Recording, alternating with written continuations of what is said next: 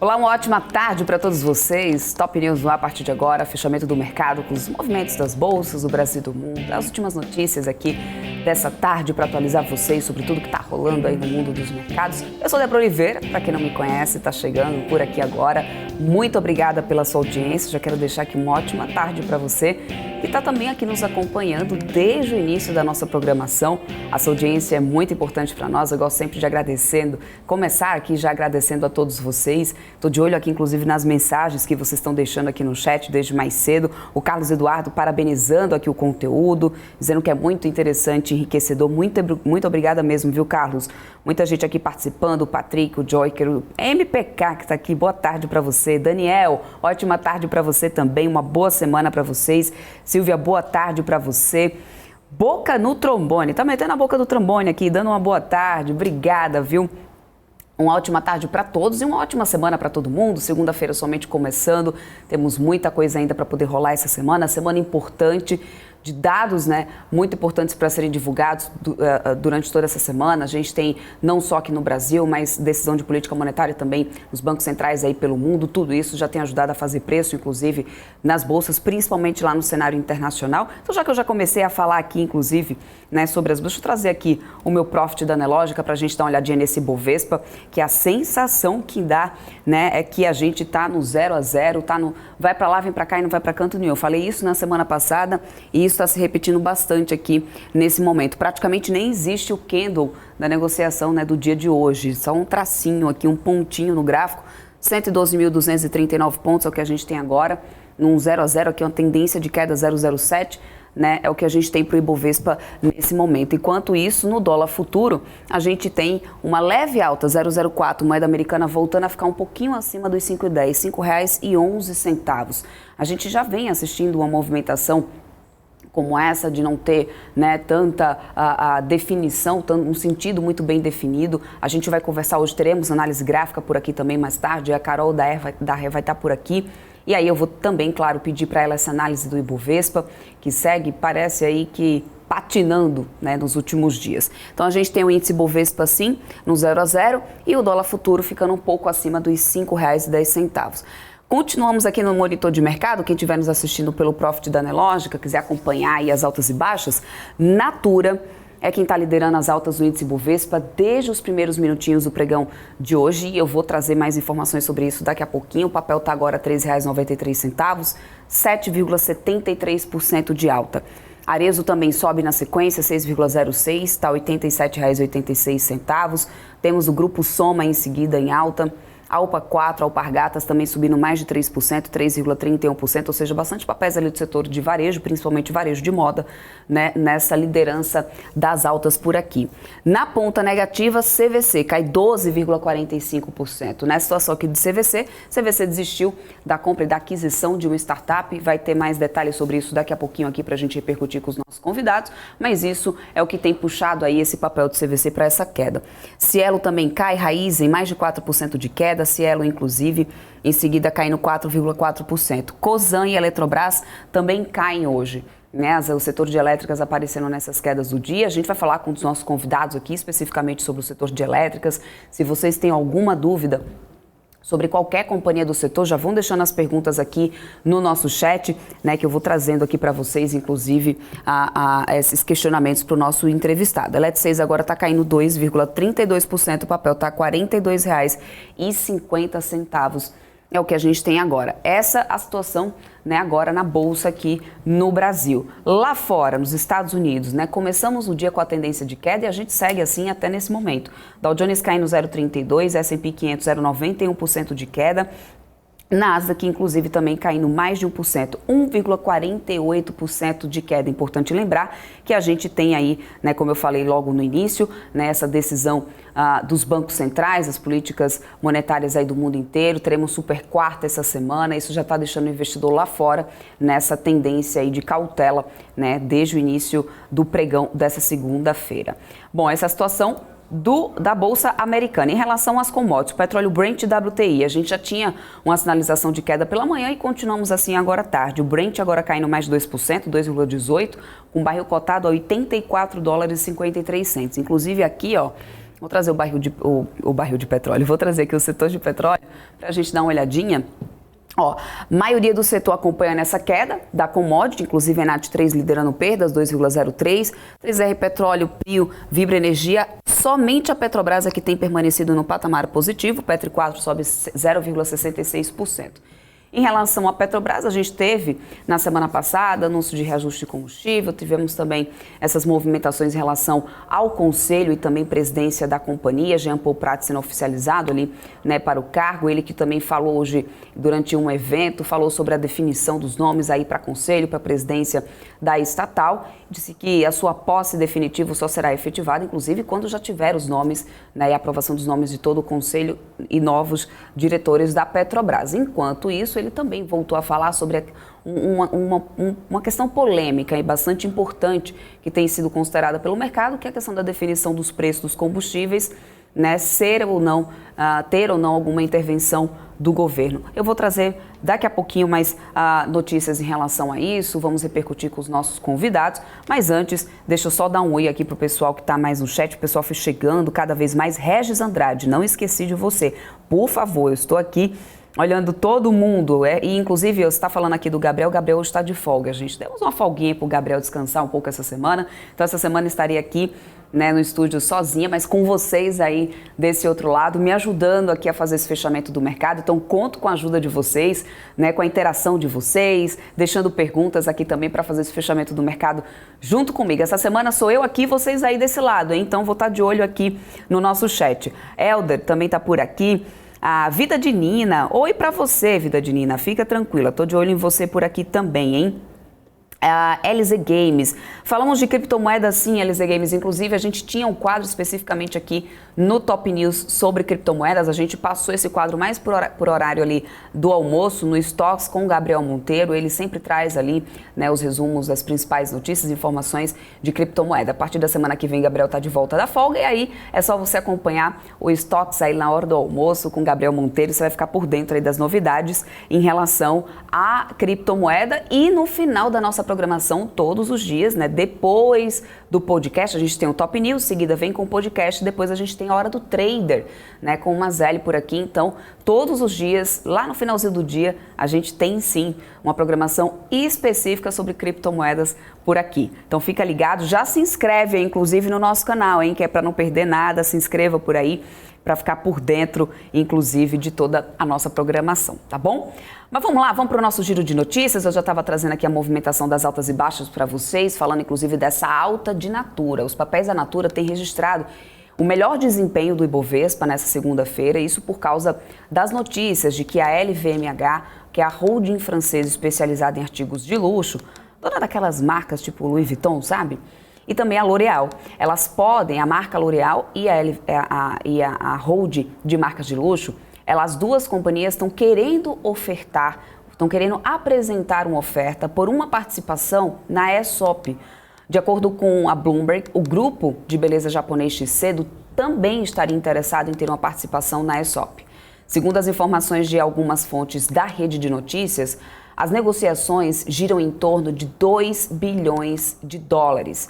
A Natura adquiriu parcela da marca australiana em 2013, aumentando a sua participação desde então, mas anunciou que estudava uma possível cisão ou IPO da empresa de cosméticos de luxo para reduzir o seu endividamento. E aí, com isso, já tem 3 gigantes aí do mercado, né, prevendo aí fazer uma oferta que pode resultar na operação de mais de 2 bilhões de dólares. E isso é o que está fazendo a gente acompanhar aqui, né, no índice Bovespa essa alta de Natura desde o início do dia. A gente começou com a Natura em alta, aí tivemos o papel indo para leilão, inclusive logo nos primeiros minutinhos por causa da movimentação máxima permitida, e aí tá aqui papel de Natura subindo 7,65% a R$ 13,93. Mudando de setor, gente, indo para a aviação, um dos setores mais interessados, inclusive, em uma revisão na política de preços da Petrobras, vem se reunindo com frequência com o novo governo para falar do tema que as companhias consideram hoje sendo a principal dificuldade, que é o preço do querosene das aeronaves. A ABAR e executivos das aéreas se reuniram com os ministros da Fazenda, Fernando Haddad, Márcio França, de Portos e Aeroportos, Daniela Carneiro, do Turismo, e o presidente da Embratur, Marcelo Freixo. O setor esteve também com o secretário executivo da Fazenda, Gabriel Galípolo, e o da Receita, Robson Barreirinhas. Eles ainda querem apresentar a demanda das companhias para o novo presidente da Petrobras, o Jean Paul Prats, e o ministro Alexandre Silveira, de Minas e Energia. Eduardo Sanovics, que é presidente da ABR, diz que o novo governo tem demonstrado abertura para o diálogo e, por isso, ele está bastante satisfeito com a forma como estão sendo recebidos e com a compreensão que vem sendo demonstrada pelos interlocutores do governo sobre a gravidade do problema do querosene de aviação, que é a maior das distorções enfrentadas hoje pelo setor. Aqui no Brasil, o querosene de aviação está passando 40% do custo do bilhete, enquanto a média nos Estados Unidos é 22%.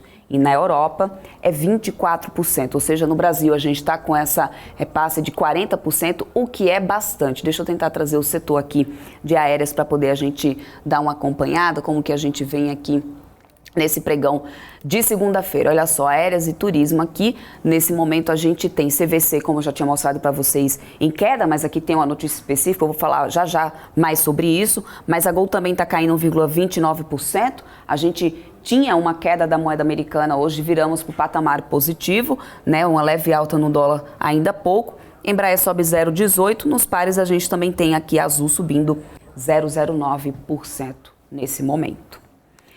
E mudando de assunto, gente, o Nubank encerrou o ano passado com 75 milhões de clientes em todo o mundo, sendo 70 milhões deles no Brasil, segundo os dados que foram divulgados pela própria Fintech, com base nos números do Banco Central. Com isso, o Banco Digital se posiciona como a quinta maior empresa financeira do país em número de clientes.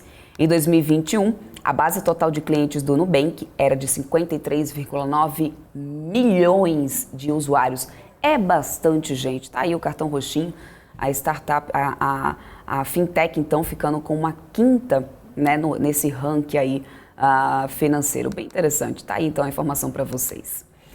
Mudando de assunto, gente, o governador de São Paulo, Tarcísio de Freitas, disse hoje que o Estado pode abrir mão do controle da Sabesp por meio da privatização, mas deve manter uma participação na empresa para continuar sendo relevante na tomada de decisões. Em uma entrevista a um programa de rádio, ele explicou que pode até manter uma participação na empresa, uma participação estratégica, golden share, ou seja, ele manteria um papel relevante na tomada de decisão estratégica da companhia. E o dinheiro captado na venda do controle da Sabesp ao capital privado poderá ser usado para investir no próprio setor, segundo o governo de São Paulo. Por exemplo, levando saneamento a regiões onde a Sabesp ainda não atua. Tarcísio disse que os estudos ainda serão feitos, mas garantiu que os municípios vão se beneficiar e que a tarifa para o cidadão na ponta vai diminuir. Pelo menos foi o que disse o novo governador de São Paulo, Tarcísio de Freitas, sobre a Sabesp. Falando agora sobre a Petrobras, gente, a Petrobras recebeu 1 bilhão e 300 milhões de reais em complemento da compensação de exercício dos anos de 2022 do bloco de Sépia. Veja agora esse e outros destaques na reportagem. Acompanhe. O valor é apenas uma parte das compensações que a Petrobras ainda deve receber até o dia 31 de janeiro. O montante já inclui o valor dos impostos incidentes referentes às participações da TotalEnergies, Petronas e Qatar Energies no bloco de Sépia. As compensações dos blocos Sépia e Itapu serão devidos entre os anos de 2022 e 2032 e exigíveis a partir do último dia útil do mês de janeiro do ano subsequente ao que o preço do petróleo tipo Brent atingir uma média anual superior a $40 por barril. E a PetroRecôncavo assinou o contrato de compra e venda para compor o portfólio de suprimento de gás natural da distribuidora do Sergipe. O contrato tem vigência de 10 anos. E a JIF, que controla a JBS, contestou na Justiça o valor do acordo de leniência firmado com o Ministério Público Federal por causa da Lava Jato. O advogado Cristiano Zanin pleiteia uma revisão do montante de 10 bilhões de reais, dos quais 2 bilhões já foram pagos. No final do ano passado, a companhia informou por meio de documento ao mercado que o Tribunal Arbitral homologou um instrumento de transição celebrado entre a JBS e a JIF Investimentos S.A. Janeiro sem IPO. A taxa de juros estagnada em 13,75% ao ano. As recentes declarações do presidente Lula sobre temas como tetos de gastos e também os atos de vandalismos em Brasília, além do rombo bilionário na Americanas, criaram um cenário de instabilidade que fez com que os investidores optassem por manter ou migrar os seus investimentos para a renda fixa, fechando aí a porta para a realização de novas ofertas de ações na B3. Dados da própria Bolsa, né, também da CVM, que foram citados pelo Estadão, mostram que o primeiro mês de 2023 deve acabar sem uma única oferta sequer de ações, seja ela IPO ou follow-on. Na B3, isso já não acontecia, inclusive, desde 2019. O jornal explica que o problema ocorre principalmente no processo de registro de demanda. Como não há apetite do mercado por renda variável nesse momento, o valor da ação acaba não sendo atrativo e as companhias acabam engavetando o processo de abertura de capital. Aliás, quem acompanha aqui a programação da BMC News já viu a gente trazendo aqui a notícia algumas vezes de companhias, durante todo o ano passado, de companhias que teriam desistido, né, de fazer o IPO, que teria dado ali um passinho atrás para esperar um pouco, né, analisar um pouco mais o cenário econômico que não estaria propício. Então, vocês já estão por dentro aí dessas informações que a gente sempre vem trazendo aqui na programação. E está aí, então, o mês de janeiro, primeiro desde 2019, que não acontecia de não ter nenhum tipo de IPO na Bolsa aqui no Brasil. E o Bradesco elevou a projeção de PIB do Brasil de 2023 de alta de 1% para alta de 1,5%. Para 2024, foi mantida a estimativa de alta de 1,5%, segundo o boletim de cenário que é divulgado pelo próprio banco, foi divulgado nessa segunda-feira. A nova projeção resulta de uma revisão do PIB agropecuário para uma alta de 6% em 2023, o que acrescentará aproximadamente, né, em meio ponto percentual ao PIB total, pelo menos é o que diz, né, o boletim da instituição. Bom, deixa eu seguindo por aqui, trazendo mais informações para vocês sobre a movimentação, aliás, da nossa bolsa lá fora. Vamos dar para dar um giro de mercado agora? A gente tem o EWZ, gente, que é o índice da Bolsa Brasileira lá nos Estados Unidos, uma queda agora de 0,17%.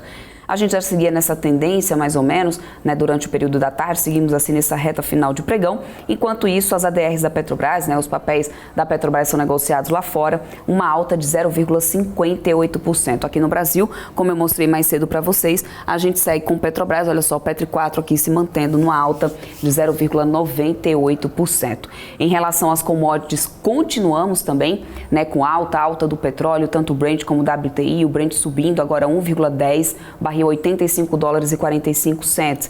Enquanto isso, a gente tem, né, aqui na ponta negativa, Raízen, que está com a queda agora de 4,39%. A Raízen está recuando depois, após block trade para venda de participação de Edera. O que acontece, né? As ações da Raízen chegaram a recuar até quase 6%. Agora está caindo aqui, 4,39%. Foi feito um anúncio de block trade para venda de cerca de 330 milhões de ações, ou seja, 24,32% dos papéis em circulação no mercado a R$ 3,15. Em relatório, a XP afirmou que o leilão era para a Edera, do grupo Louis Dreyfus, que é ex-controlador da Biosev, vender então a sua participação integral na joint venture entre a Shell e a Cosan. E isso está resultando nessa queda, então, de Raízen nesse pregão de segunda-feira. Bom, para vocês que estão todos aqui, né, inclusive acompanhando a nossa programação, o MPK, o Helder, o Regis, não vou falar o nome de todo mundo, senão vocês vão dizer assim, ai, Débora, você não deu um oi para mim, mas eu tô de olho em todo mundo aqui, tá, gente?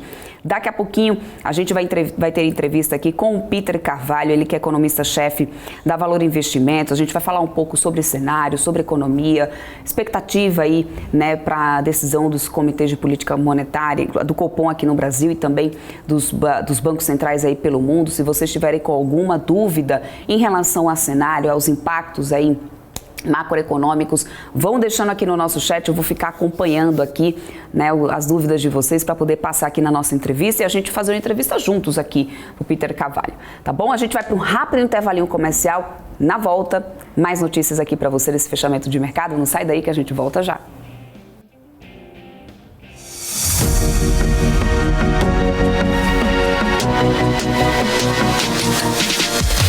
PMC News, informação que gera valor.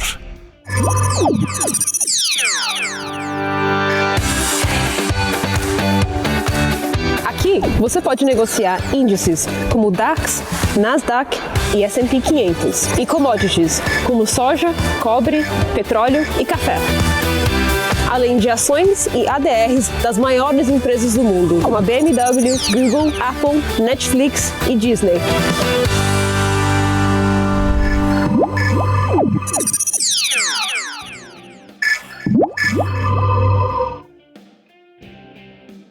Você está cansado da mesmice? Negociando em plataformas com ferramentas desatualizadas? Falta variedade e funcionalidade? Aproveite nossa grande seleção de ferramentas de trade. Baixas taxas de negociação, suporte em português 24 horas por dia, com mais de 200 criptomoedas disponíveis para trade e a facilidade de depósitos com Pix. Aproveite o futuro agora. Bybit. Abra sua conta hoje mesmo. Bybit.com.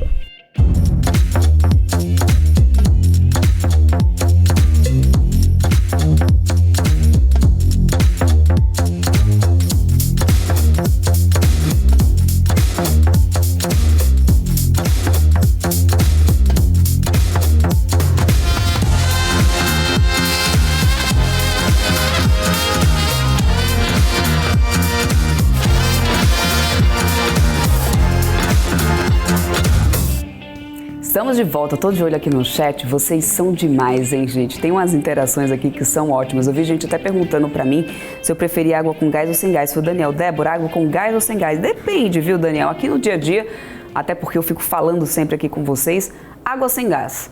Mas aí, quando eu tô em algum lugar, vou tomar, sabe meu refrigerante qualquer? Água com gás e limão espremido. Já tentou aí testar? É saudável, você foge um pouquinho, né, dos refrigerantes tradicionais e é uma boa. Mas eu gosto das duas, hein, Daniel? Depende só da situação. Peter, boa tarde pra você, não tinha te visto por aqui ainda. Rodrigo Silva dizendo que sem a Paula BMC não tem graça. Rodrigo, mas a Paula tá aqui toda manhã, hein? Toda manhãzinha ela tá por aqui, a manhã inteira com a Paula Moraes, eu faço a abertura do mercado junto com ela. Então, fica de olho aí que ela tá por aqui, assim, todos os dias. Só o Gabriel Monteiro que tirou folga aqui essa semana. Ele tirou folga, eu tô aqui cuidando, né, da lojinha, só o Gabriel Monteiro, não sei pra onde ele tá aí aproveitando essa folga. Depois vocês vão lá no Instagram dele pra dizer assim, ó, volte logo, viu, Gabriel? Trabalhar que é bom. Né? Vida de Nina tá por aqui desde mais cedo. Obrigada, gente. Estou de olho aqui. Vamos lá fazer essa entrevista junto comigo. O Peter Carvalho tá aqui, ele que é economista-chefe da Valor Investimentos. Peter, seja bem-vindo aqui. Obrigado por ter aceito, né, o nosso convite para falar um pouco mais sobre esse cenário. Seja bem-vindo sempre. Boa tarde a todos, viu? Obrigado pelo convite.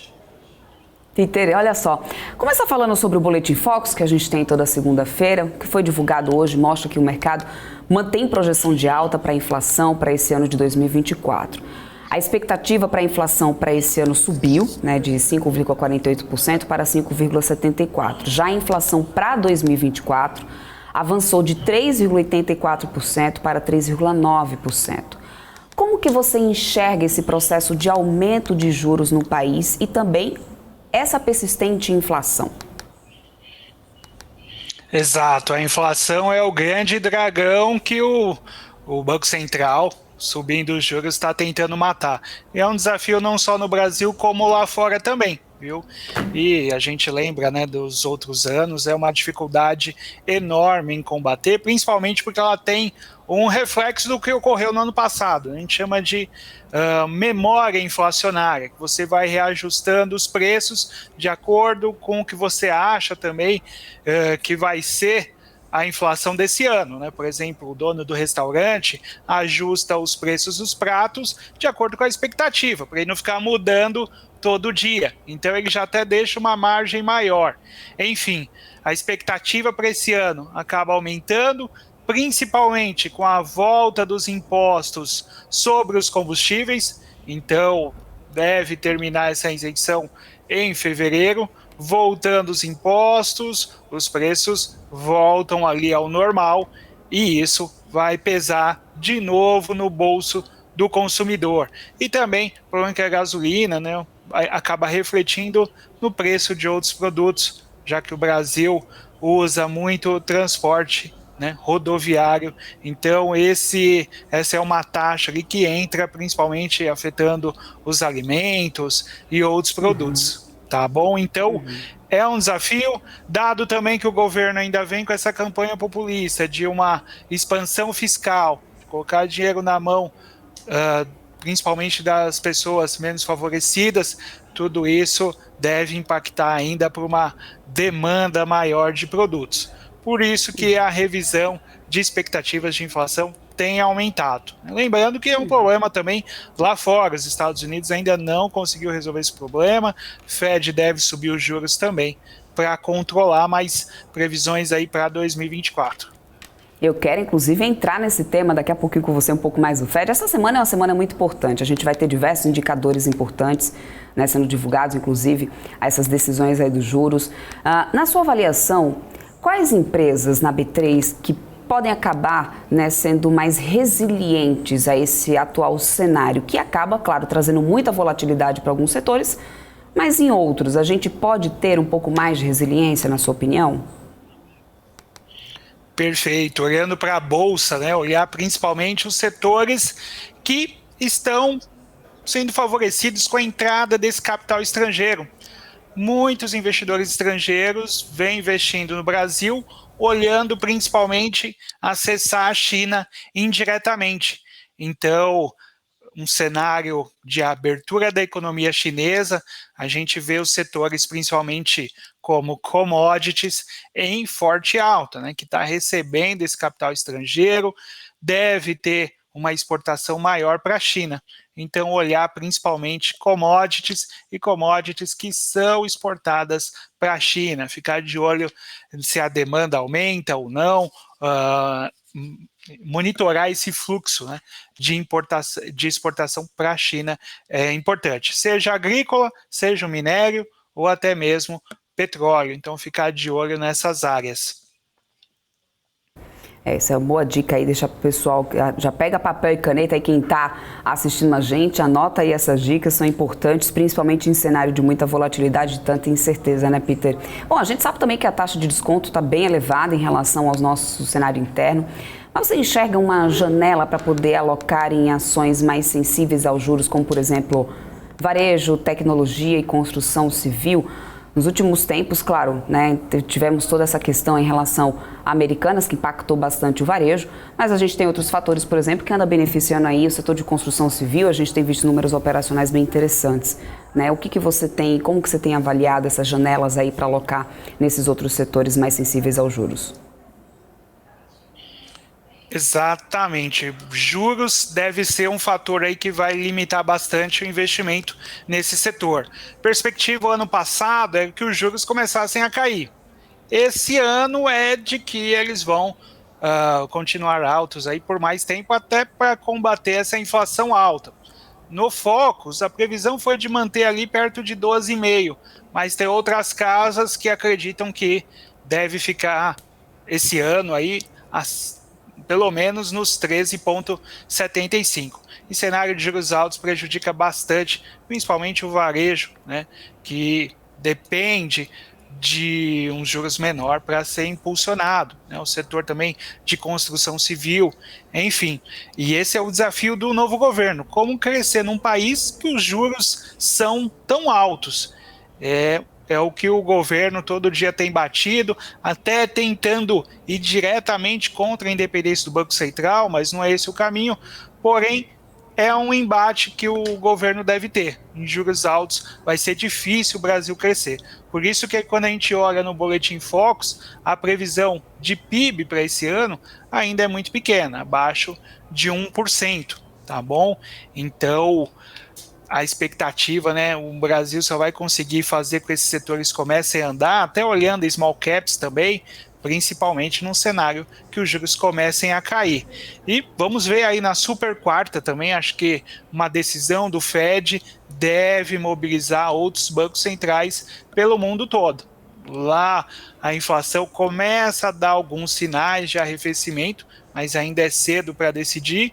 Vamos ver qual vai ser a fala, principalmente do Fed, para a nova posição de juros. Isso com certeza afeta o mundo todo, não só o Brasil, viu? Inclusive, as bolsas lá agora em Nova York estão testando mínimas, Dow Jones caindo 0,58%, S&P 500 1,09% de queda, Nasdaq, que acaba sendo, né, a bolsa da tecnologia, o setor que acaba sendo mais impactado aí por essa variação de juros, caindo agora 1,67%, ou seja, né, os investidores já com essa aversão ao risco, desde o início da semana até a gente chegar, né, a essa decisão final aí do Fed para essa primeira reunião do ano. Bom, continuando por aqui, o Bradesco revisou o crescimento do PIB do Brasil, Peter, de 1 para 1,5% em 2023.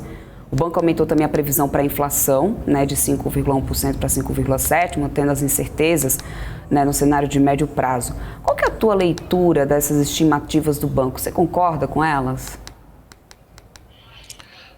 O PIB desse ano está um grande desafio mesmo. E o Brasil pode dar sorte de novo, né? O governo Lula costuma ter essa sorte de pegar sempre uma boa onda, que é o que a gente está vendo. Boa entrada de fluxo de capital estrangeiro, uma grande produção agrícola, que deve ser escoada pelo mundo todo, mais um recorde na produção de soja. Enfim, o Brasil sempre tem bons resultados e deve surpreender mesmo, viu? Acho que se nada mais ocorrer ali mundo afora, enfim, nenhum choque muito adverso, é capaz o Brasil passar esse crescimento de 1%.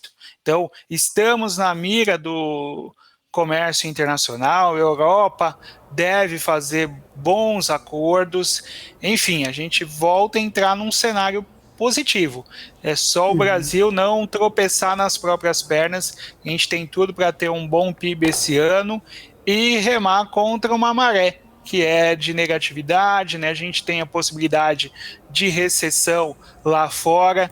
Se for um pouso suave da economia americana, se China reabrir, se a guerra acabar ao longo aí dos próximos meses, a guerra entre a Rússia e a Ucrânia, isso tudo pode virar num cenário mega favorável que o Brasil pode surfar muito bem. Então, tem uma janela sim positiva, começa olhando ali pelo lado agrícola, o lado de commodities e pode trazer bons ventos para outros setores, viu? O Helder tem uma dúvida aqui no chat, eu vou trazer aqui para você, o pessoal sempre está ligado aqui, participando com a gente, interagindo. Ele fala o seguinte: Débora, pergunta para o Peter se ele vê alguma melhora no setor de frigoríficos e qual que seria a preferência aí, né, do valor em relação ao setor de frigoríficos. Bom, também com reabertura da economia chinesa, isso acaba favorecendo o nosso mercado nesse setor também, né, Peter? Exato, é um setor que acabou sofrendo um pouco mais ali nos últimos meses. Acho que tem muita gente olhando ali, até com dúvida se vai andar, se não vai, mas é principalmente um setor que está sofrendo uma reversão de ciclo, né? Então, principalmente JBS, com ali um ciclo diferente da carne, então teve muitos abates e agora tem que esperar um pouco mais para voltar ali a ter uma produção de carne positiva. E lá também inflação pesada nos Estados Unidos. É igual aqui no Brasil, né? Você começa a substituir os alimentos. Então, tudo isso ajuda para que, por enquanto, a gente está vendo ali um período, pelo menos nesse primeiro semestre, ainda não tão atrativo. Mas é um setor que deve voltar em breve a ter bons resultados. Também sofre com a inflação. No Brasil, a gente faz essa troca de alimentos, já não sabe mais pelo que trocar. Lá nos Estados Unidos, eles também estão aprendendo isso. Lá era muito barata a carne, agora começa a aumentar o preço também. E, fatalmente, o consumidor vai trocando ali por outros substitutos nos alimentos. Então, é ter calma, esperar um pouquinho, aproveitar ali boas oportunidades, olhar boas empresas que estejam com uma boa saúde ali no caixa financeiro, tá bom? Peter, eu vou até trazer aqui, só para o pessoal que está acompanhando a gente ficar ligadinho, no setor de frigoríficos agora a gente tem queda em todo o setor, Marfrig caindo 2,49%, BRF também 1,86% de queda, BRF 1,8% de queda e Minerva 1,73%, JBS 1,59% de queda, todo o setor cai. Lembrando que a gente teve, né, queda do dólar praticamente durante todo o dia de hoje e a gente sabe que empresas estão mais ligadas ali às exportações, quando a gente tem queda do dólar, acaba sentindo um pouco ali nos papéis. Aliás, por falar em dólar, alguém tinha me pedido aqui para falar um pouco sobre câmbio contigo. Deixa eu ver se eu consigo retomar aqui quem tinha pedido para falar de câmbio com você, se fosse possível. Acho que se foi o Gabriel Mendes aqui, ó. Gabriel Mendes, Débora, se puder, pergunta em relação ao câmbio. O câmbio é um fator sempre que deixa todo economista de saia justa, né, Peter? Eu sei muito bem disso, porque é muito incerto a gente conseguir realmente previsionar alguma coisa. Mas nesse cenário do câmbio, eu lembro que na mudança de governo, muitos já falavam ali do dólar a R$6, e esse era um grande temor do mercado. E se a gente olhar para o fluxo de capital estrangeiro entrante aí, né, nos últimos meses, parece que a gente não tem espantado tanto assim os investidores. Qual que tem sido a tua avaliação aí dessa entrada do capital estrangeiro, que automaticamente, claro, acaba valorizando o real frente ao dólar? Exato, o Brasil está pegando uma boa onda, né? E o governo Lula costuma ter essa espécie de sorte. Então, quem chutou o câmbio a 6, fatalmente vai ver ele a 5, possivelmente. Dado esse fluxo, né, de entrada de capital estrangeiro, ano passado entrou quase 100 bilhões, essas últimas semanas tem dia que entrou mais de R$1 bilhão. Enfim, o Brasil está na rota do investidor internacional, deve fechar um acordo agora com a Alemanha para trazer mais R$1 bi profundo da Amazônia. Enfim, tem dinheiro estrangeiro entrando no Brasil e isso deve jogar o câmbio lá para baixo nos próximos meses, talvez até bater R$5 ou menos. Muitos investidores também olhando o Brasil para chegar indiretamente na China. A gente vê os outros pares emergentes também com um bom fluxo de capital estrangeiro, não é só o Brasil. Quem produz commodities também está recebendo esse capital, seja a Argentina, o México, né? Teve uma bolsa que disparou logo no início do ano, quase 15%, 17%, atraindo esse capital estrangeiro. Então, o câmbio pode surpreender principalmente com esse fluxo. Além do mais, nós temos um dos juros mais altos do mundo e isso atrai o investidor, principalmente para operações de carry trade.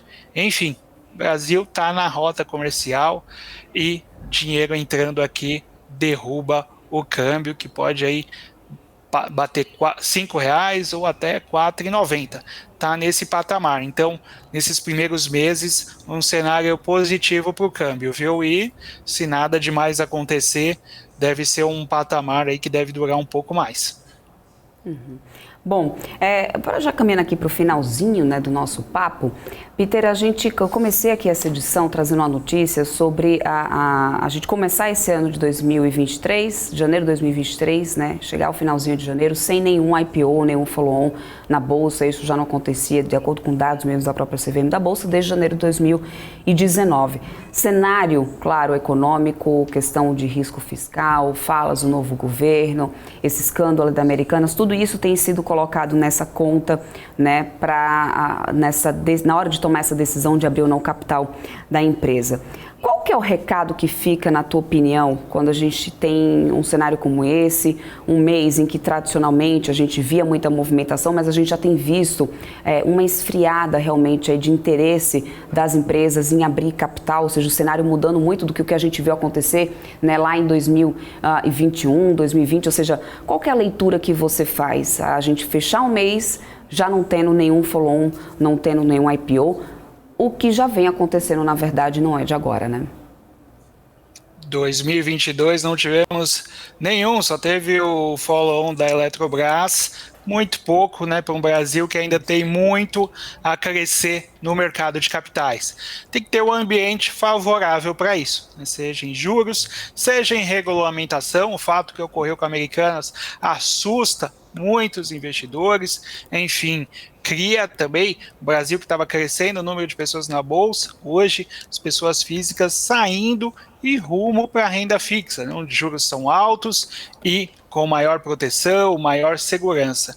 Praticamente hoje só tem quase 50% hoje na Bolsa é o investidor estrangeiro. É que ele entra aproveitando essas boas oportunidades, o preço muito baixo. Então, Bolsa ainda sem nenhum IPO esse ano e sem muitas perspectivas. Vamos ver o que ocorre no setor de saneamento, vamos ficar de olho. Mas é importante, é saudável para o mercado de capitais essa volta. Tem muitas empresas com grande potencial, mas também tem que ter um cenário favorável. Com esses juros nesse patamar, é muito difícil o Brasil crescer, seja na economia real, seja na Bolsa. É um desafio muito grande. E o investidor local, com medo, também aí vendo vários casos, escândalos na Bolsa, acaba preferindo a renda fixa. Então, é um desafio muito grande. Ou alocando lá fora, o que é pior ainda, mandando o dinheiro para fora do país. Perfeito. Peter, quero muito agradecer a tua participação aqui conosco, o teu tempo, por ter aceito o nosso convite, por estar aqui, né, participando desse fechamento do mercado junto comigo. Espero contar com você mais vezes aqui, trazendo um pouco da tua visão sobre esse cenário. Muito obrigado, uma ótima semana para você. Forte abraço para você e todo o pessoal do Valor. Até a próxima. Tchau, tchau. Boa semana. Tchau, tchau. Obrigada. Tchau, tchau. Antes da gente ir para um rápido intervalo, deixa eu só atualizar vocês. Olha, Ibovespa numa queda agora de 0,22% aos 112.065 pontos. Ainda mesmo com a queda, a gente tem mantido esse patamar dos 112 mil pontos. Mas o cenário de alta de baixa permanece o que a gente já vinha acompanhando desde mais cedo. CVC 13,62% de queda, Natura subindo 7,65% por enquanto. E lá nos Estados Unidos, todas as bolsas caem. Agora o Brasil começa a acompanhar esse mau humor aí do cenário internacional. Eu vou agora para um rápido intervalinho comercial. Na volta a gente tem mais entrevistas aqui para vocês. Vamos falar mais sobre o setor elétrico. Quais são as dúvidas que vocês têm aí sobre o setor? A gente vai conversar com Leonardo Piovesan, ele que é analista da Quantis, daqui a pouquinho, logo na sequência do intervalo. Então já vai deixando aí as suas dúvidas sobre o setor elétrico, que eu tô de olho aqui no chat. Até já já.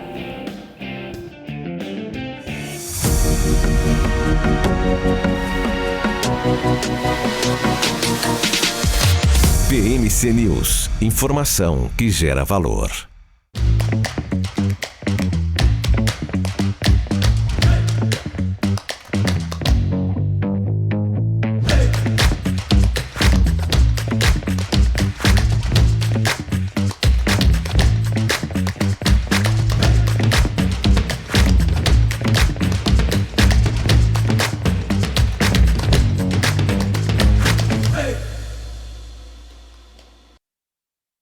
As empresas que fazem parte do seu dia a dia estão em uma das maiores bolsas do mundo, a Nasdaq.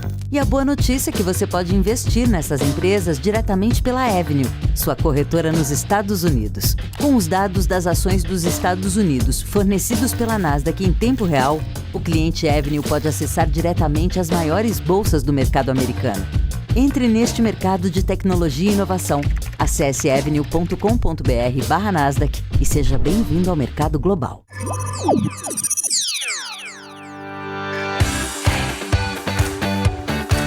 Aqui você pode negociar índices como o DAX, Nasdaq e S&P 500 e commodities como soja, cobre, petróleo e café.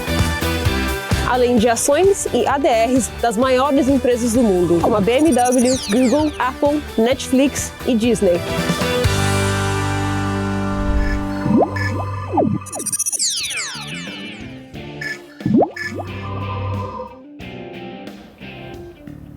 Estamos de volta, vamos bater um papo agora com o Leonardo Piovesan, ele que é analista da Quantis. Vamos conversar bastante agora aqui sobre o setor elétrico. Leonardo, seja bem-vindo, sempre muito bom bater o papo aqui contigo. Obrigada por ter aceito o nosso convite. Oi, Débora. Boa tarde, obrigado pelo convite.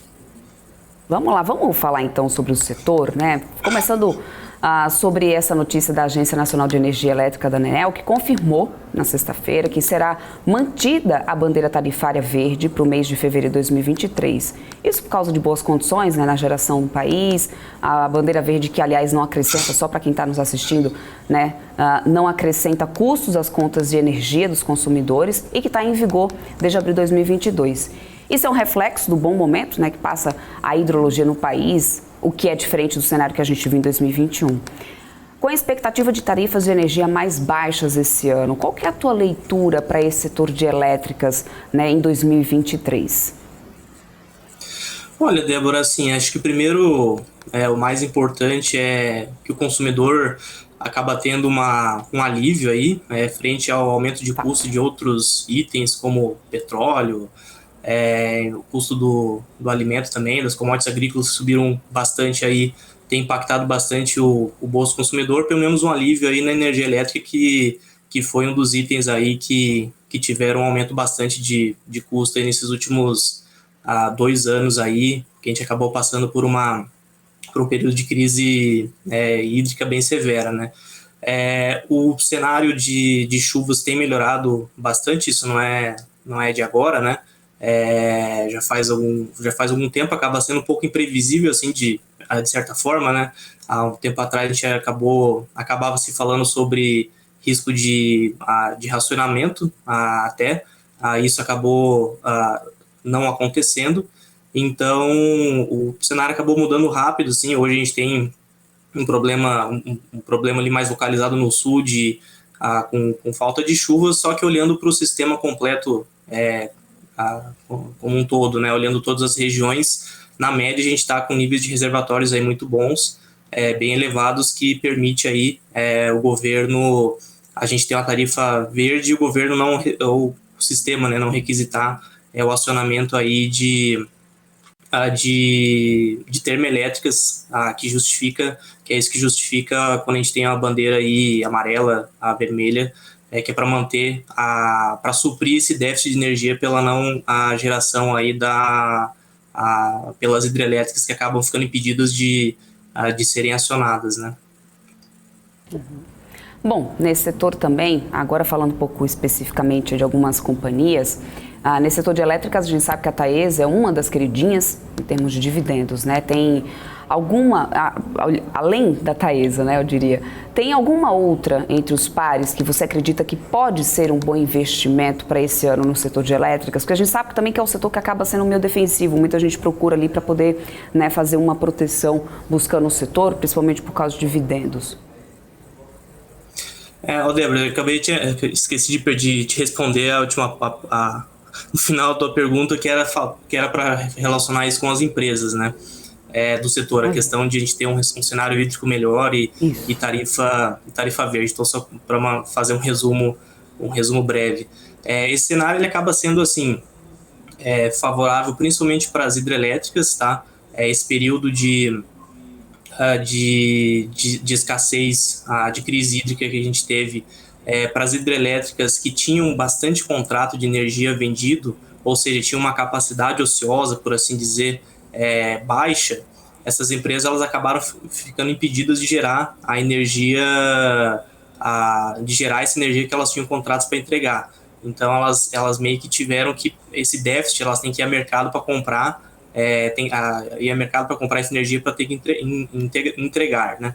Então isso acabou sendo bem prejudicial para elas nesse cenário agora com o cenário hídrico bem melhor. Esse custo, melhor dizendo, as geradoras elas passam a poder gerar essa energia, não tem esse impedimento e elas conseguem cumprir com esses contratos aí. Então elas acabam sendo as empresas que estavam mais contratadas, que foram as que mais que mais sofreram há uns anos atrás, acabam sendo as que mais estão sendo beneficiadas nesse cenário de melhora hídrica e também com os preços de energias mais baixos, os preços no mercado no mercado de curto prazo, que a gente chama, que é o preço de referência que as usinas têm que comprar energia para poder entregar para o consumidor final. Então, acho que pegando só como um exemplo aqui rapidinho, a Auren, a antiga CESP é uma empresa que está bem contratada, ou seja, ela tem uma capacidade ociosa bem pequena ali, da capacidade total instalada dela.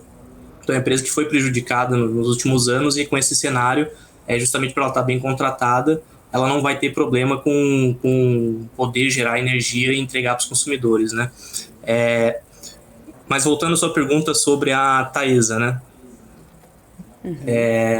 Se tem outras oportunidades no setor também, né?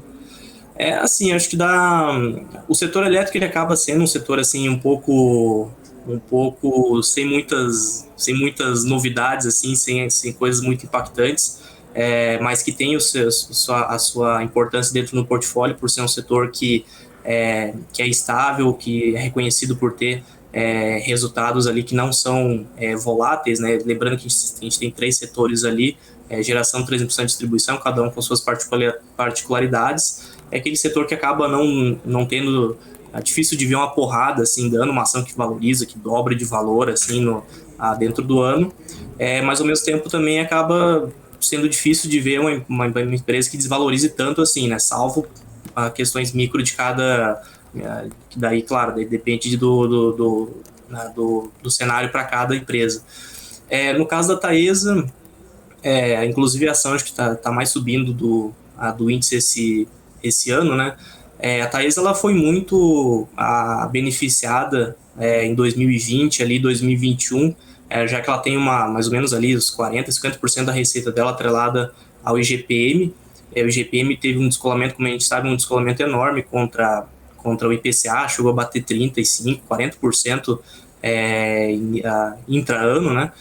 Então você teve esse reajuste nas receitas dela que fizeram o resultado dela a crescer fortemente, né? E ela pagou bastante dividendos nesse período também. E hoje o IGPM, ele arrefeceu assim, bastante, então esse descolamento que tinha com o IPCA, ele acabou ficando bem pequeno. E hoje, assim, eu não veria assim, a Taesa como uma grande oportunidade de investimento, apesar de que ela tem uma base de investidores ali bem forte, já por ela ser uma pagadora de dividendos, né? Uma forte geradora de caixa, mas a questão é que um dia esses contratos eles acabam, né? Então a empresa precisa renovar com projetos e acaba entrando em novos ciclos de investimento que podem reduzir essa atratividade dos dividendos, de forma que ela tenha que pagar um menor volume de dividendos. Então hoje eu não veria ela assim como uma grande oportunidade, né? Uma métrica que a gente usa no setor, que é a TIR real implícita, né?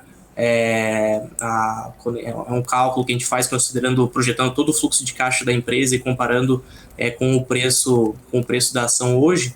Hoje deve estar, essa TIR real dela deve estar beirando assim, a casa de 7%, 8%.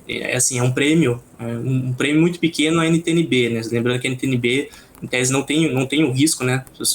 Não tem o risco de renda variável, né? Então, eu acredito que seja um prêmio pequeno, e as outras ações, ou a grande parte das ações do setor elétrico apresenta um prêmio maior do que esse. Dando um exemplo já, né, sobre algo sobre uma empresa que eu julgo ser atrativa e que inclusive está bem comparável com a Taesa, é a Alupar. A Alupar é uma empresa privada, né? Ela ficou por muitos anos sem pegar sem nenhum projeto de transmissão. Só para contextualizar, né? A gente teve bastantes projetos, leilões de transmissão, quando voltaram os leilões a acontecer, isso lá na 2016, 2017, a Alupar ela conseguiu um monte desses projetos, a taxas de retorno bem atrativas, e de 2017 e 2018 para cá, ela vem construindo esses projetos, como alguns de vocês podem ter visto, os leilões de transmissão eles continuaram acontecendo, só que a Alupar não ganhou mais nenhum projeto, porque esses leilões eles passaram a ficar muito competitivos. Então, o que a gente chama da RAP, né, que é a receita anual permitida, que é a receita das linhas de transmissão, é uma forma, a receita essa RAP ela é usada como referência como forma de competição dos players bidarem para conquistar os leilões. Então, os players eles aceitam receber uma receita menor para ganhar o projeto nesse leilão.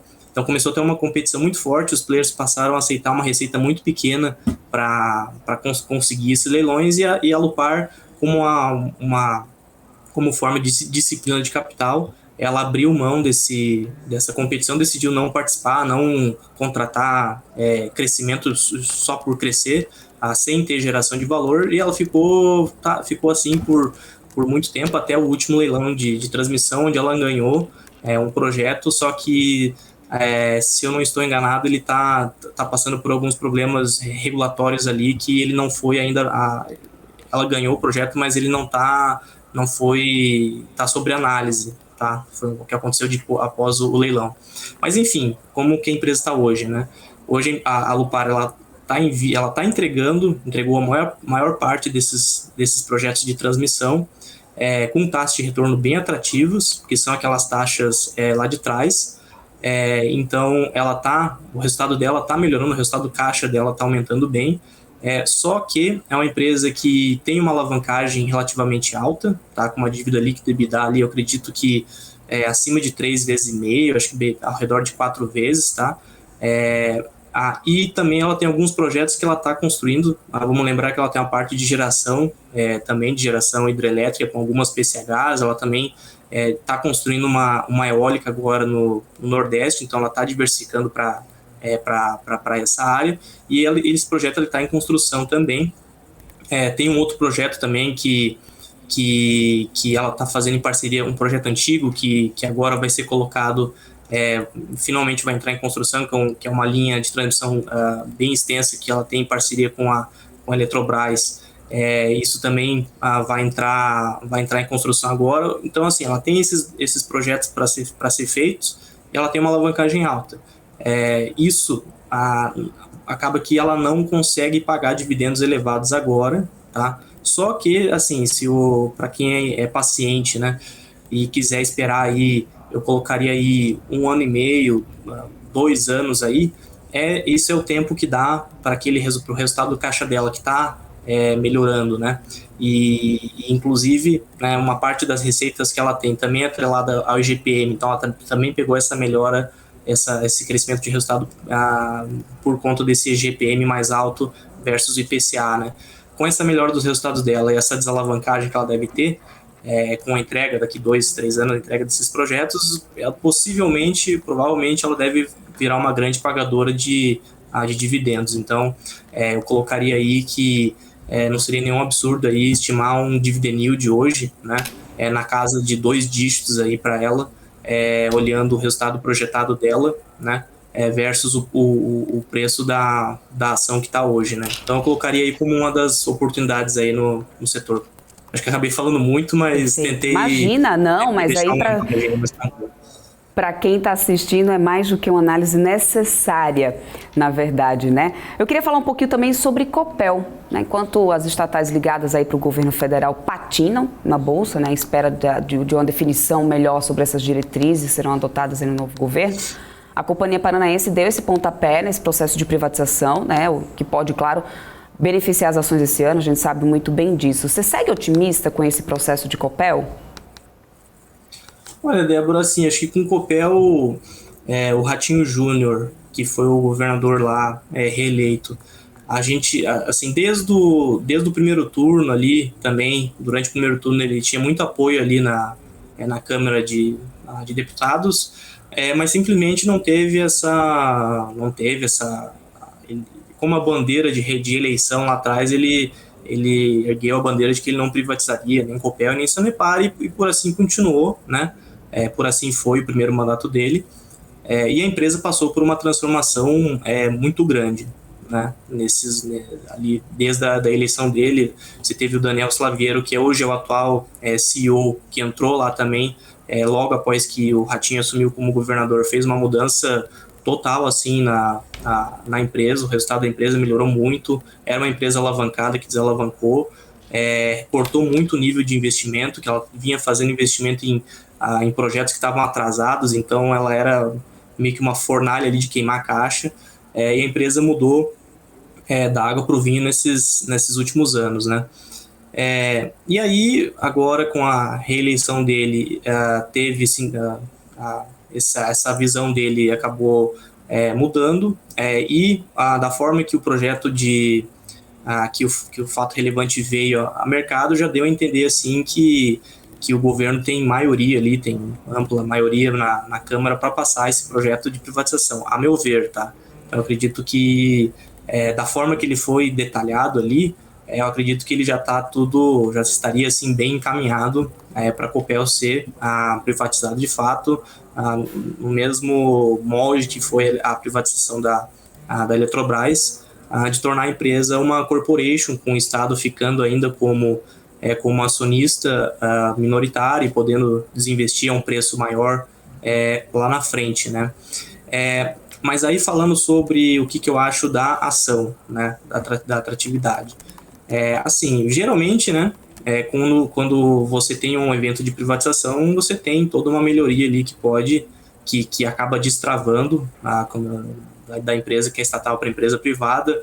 A primeira coisa que vem em mente ali é o corte de custos. Geralmente a empresa estatal tem um quadro de funcionários bem maior do que os pares privados, então acaba tendo um custo ali operacional, um OPEX bem acima. Tem outras, pode ter vários processos burocráticos ali dentro também, que às vezes dificultam dificulta a agilidade da empresa ali. Então isso aí tudo acaba destravando. A intenção pelo que eu não estou enganado, a intenção ali da Copel com a privatização, né, seria para destravar investimentos principalmente no estado do Paraná, que isso vai continuar de prioridade na parte da distribuição no Paraná, porém vai começar a olhar outro investimento em outros estados, talvez até privatização de outras distribuidoras que ainda que podem vir à venda, ou que podem ser privatizadas, distribuidoras menores, e continuar investimentos como já tinha investimento de eólicos no Nordeste. Talvez eles vão dar mais força para isso, né? Mas assim, na minha opinião, assim, a Copel, eu acho que é uma empresa que não seria tão atrativa nesse momento, porque justamente aquele processo todo que eu tinha te falado, acho que aconteceu nesses últimos 4 anos ali, 4, 5 anos, ele justamente aconteceu enquanto que a empresa era estatal. O mindset privado, né, que o Daniel, que é o CEO, que ele instalou lá, muito desses ganhos que a empresa privatizada poderia vir a ter agora, ela um pouco que já teve e já foi sendo precificada. É só olhar por quantas vezes a ação se multiplicou aí nesse intervalo de tempo. Dá para melhorar? Dá. Sempre tem, lembrando que a empresa é estatal e agora vai passar a ser privada, então sempre dá para melhorar. Tem um outro ponto também que pode destravar valor, que é a renovação das usinas hidrelétricas que ela tem, que é a Foz do Areia, é uma usina grande, e se eu não estou enganado tem uma outra usina agora que eu não lembro o nome, que eram usinas que estavam para concessão vencer ali por volta de 24, 2025, e essas usinas iam precisar ser privatizadas para serem renovadas, ou seja, a Copel não ia conseguir renovar a concessão dessas usinas bem importantes para ela. Ela não ia conseguir renovar sem ter que privatizar e ficar com um stake pequeno ali como sócio minoritário. Então ela resolveu privatizar a Copel inteira, que você já vai encaixar essa privatização das usinas e vai continuar como controladora das usinas.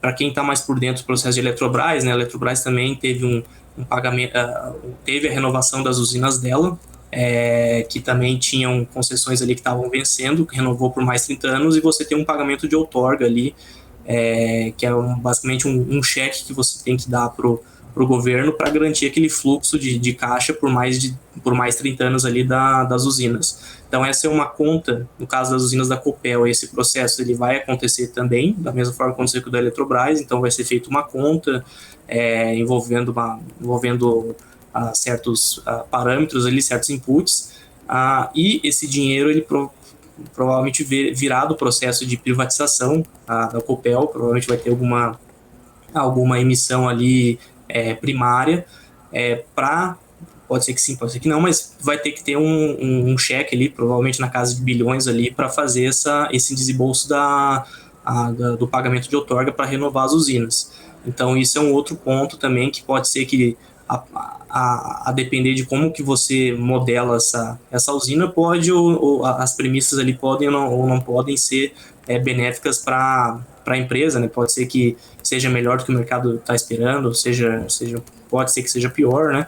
Mas pode ser talvez a tendência seja ficar em linha, tá? no final das contas, mas tem esse processo também a ver. Mas resumindo, eu acredito que hoje, assim, acho que uma boa parte dos ganhos que poderiam ter, corte de custos, redução do quadro de funcionários, investimentos corte de investimentos que estavam destruindo o valor e priorizar a disciplina de capital e priorizar daqui para frente só investimentos que gerem valor, pagamentos de dividendos também, política de dividendos que a Copel implementou, a empresa que não pagava quase nada de dividendos começou a pagar 75%, 100% de payout, 100% do lucro em dividendos, né? Isso aí também já aconteceu.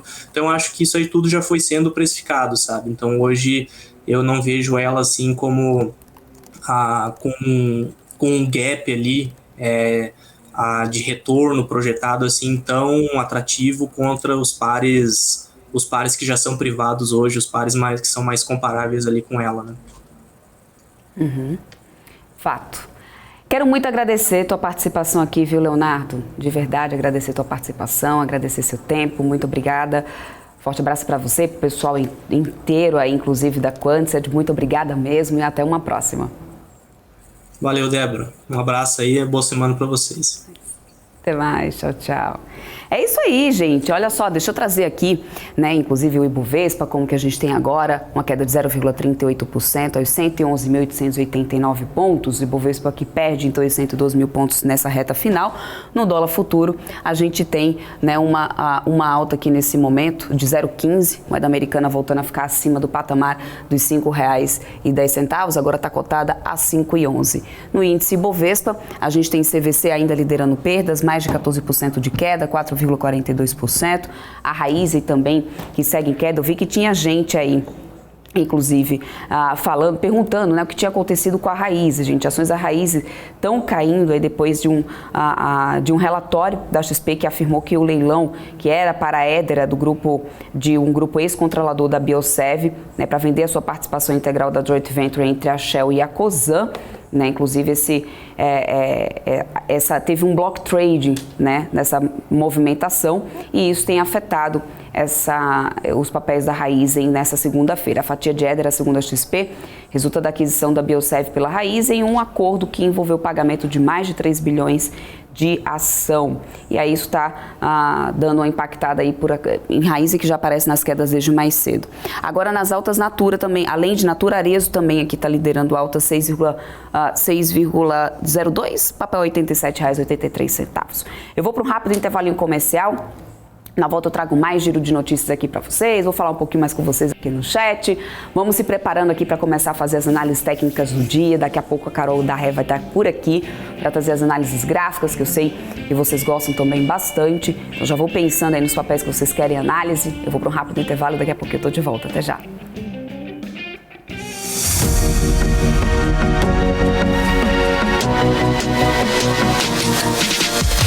PMC News. Informação que gera valor.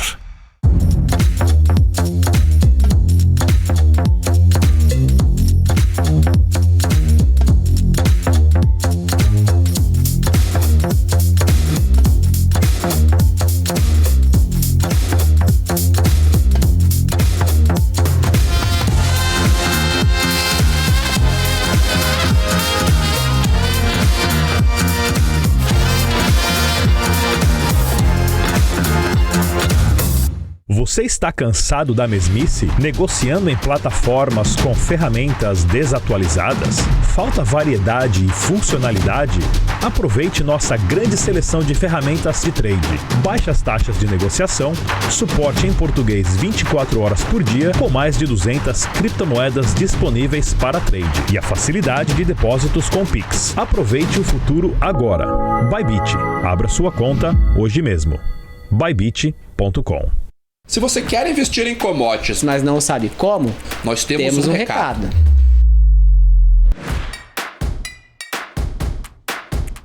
Estão abertas as pré-inscrições para o Commodities, uma imersão para investidores. Nos dias 4, 5 e 7 de fevereiro, em um treinamento presencial e online, com vagas limitadas, aprenda comigo, Ale Delara, e com o Vicente Zotti, como operar contratos futuros, derivativos e exposição internacional nos maiores mercados do mundo. Um intensivo para investidores iniciantes ou profissionais, analistas, gestores de produtos financeiros e profissionais que atuam em commodities. Diversifique a carteira, crie estratégias, entenda tudo sobre negociações, contratos futuros, cotações e vencimentos.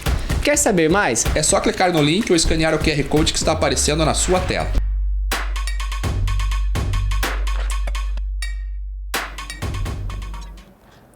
Vamos lá para mais giro de mercado, trazendo aqui mais informações. A CVC, gente, que tem operado nesses destaques de queda nessa segunda-feira. Isso tem acontecido depois que a companhia desistiu de comprar uma startup e, de acordo com analistas, segue também em movimento de correção. Veja agora esse e outros destaques do mundo corporativo. Acompanhe. Os papéis da CVC lideram as baixas do Ibovespa durante essa segunda-feira por causa da decisão em comum acordo de desistir da compra da startup Owner Travel. Segundo analistas, nos últimos 5 pregões, a ação acumulou ganho de cerca de 20%. Ou seja, além da expectativa de um negócio que não se concretizou, a queda desta segunda-feira é também um movimento de correção. E o Bradesco BBI elevou a recomendação de Cogna de venda para neutra, mas reduziu o preço-alvo de R$ 2,70 para R$ 2,40. O banco espera que a margem EBITDA da empresa melhore ainda mais em 2023, com ganhos na Croton e na Vasta ganhem com controles de custos e alavancagem operacional, além do fluxo de caixa operacional, que deve crescer mais do que o EBITDA. Já o Bradesco BBI cortou a recomendação das ações preferenciais de Bradesco de neutro para venda. Segundo o Itaú, há uma tempestade perfeita para os lucros de 2023 e 2024 do Bradesco. A carteira de empréstimos crescerá menos, enquanto a margem líquida de juros dos clientes enfraquecerá e os custos de crédito vão subir, é o que diz o banco. Falando agora de política, o acordo preliminar fechado por Rodrigo Pacheco para sua reeleição à presidência do Senado prevê que, na composição da mesa diretora do próximo biênio, seja mantida Veneziano Vital do Rego na primeira vice-presidência da Casa. Segundo apurações do broadcast político, o PT deve ficar com a primeira secretaria. O acerto, que ainda pode mudar até quarta-feira, dia da eleição, também inclui espaço de destaque para o União Brasil. E em um evento no Rio de Janeiro, o novo presidente da Petrobras, Jean Paul Prates, voltou a tocar em um assunto bastante sensível, reafirmando que combustível é tema de governo.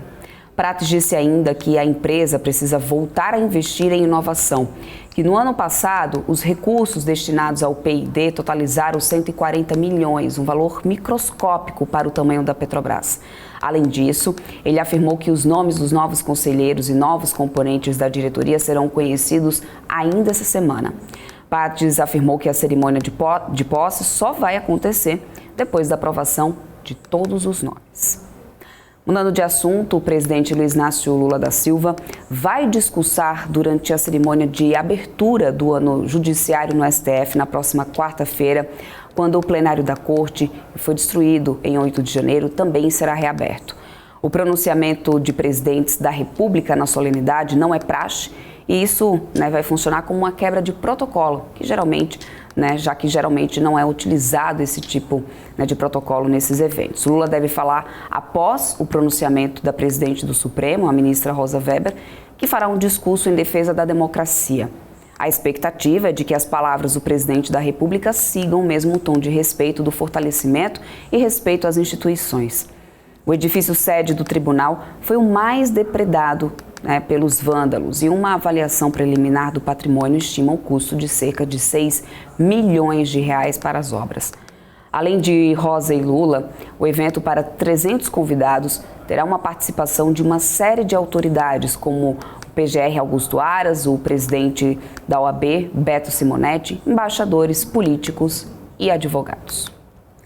E o ministro da Fazenda, Fernando Haddad, afirmou nesta segunda-feira que o substituto do diretor de política monetária do Banco Central, Bruno Serra Fernandes, foi um dos temas de sua reunião nesta segunda-feira com o presidente da autoridade, Roberto Campos Neto.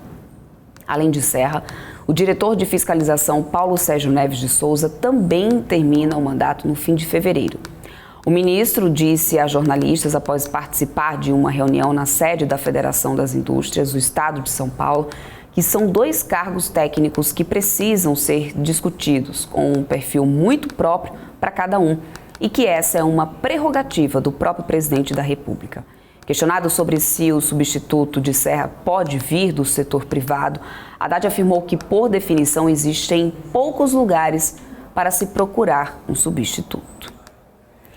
E o vice-ministro das Relações Exteriores, agora falando nas notícias internacionais, o Sergei Ryabkov, disse que o Tratado START de não proliferação nuclear com os Estados Unidos pode terminar após 2026, segundo entrevista que foi publicada pela agência estatal de notícias.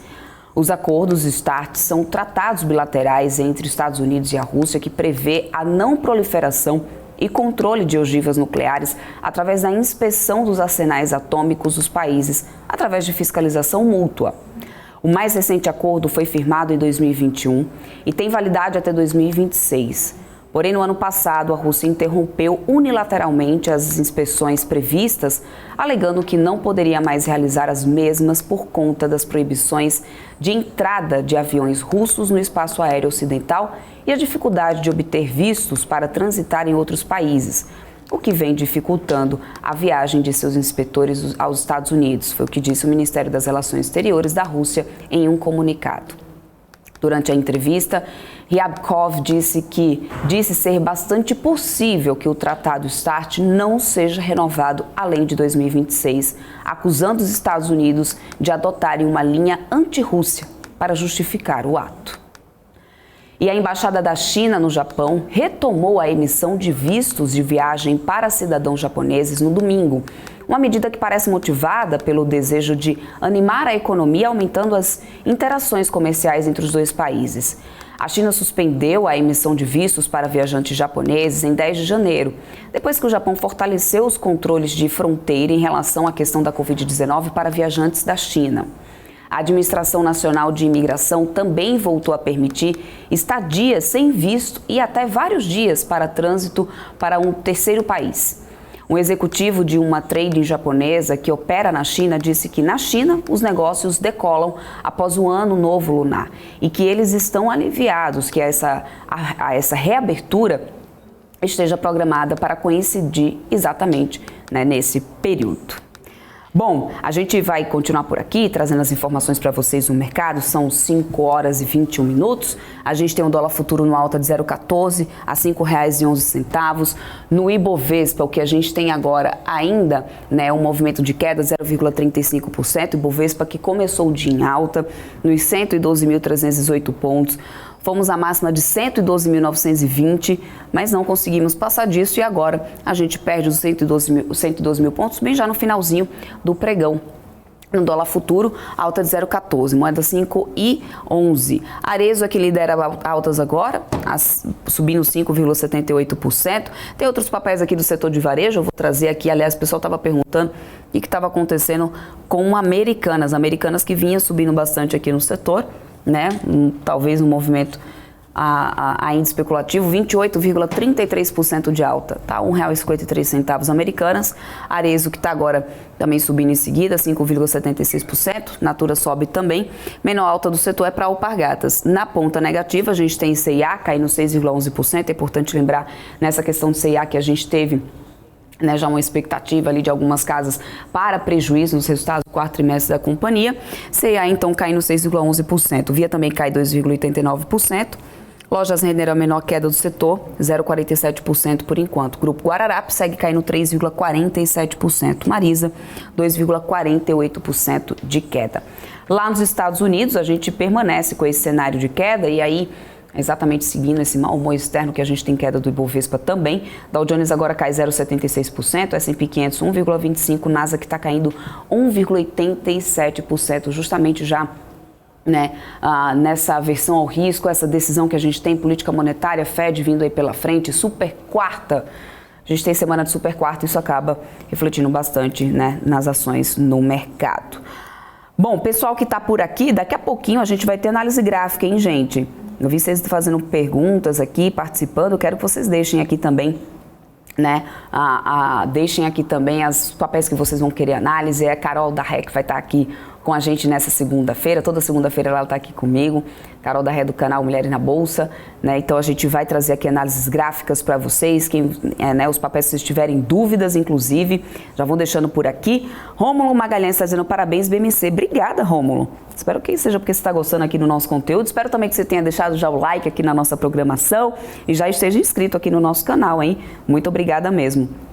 Helder por aqui sempre nos acompanhando. Peter, a Carol é gente boa, gente boníssima, Peter. Inclusive eu participei, né, do podcast que ela tem lá no Spotify, é só procurar Sofá Financeiro.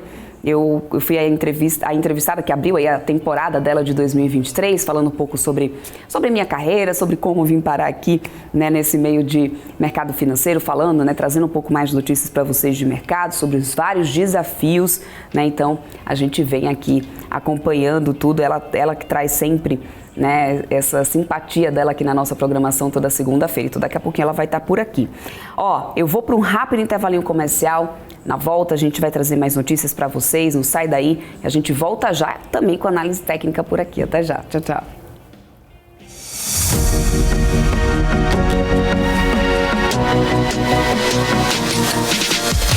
BMC News, informação que gera valor.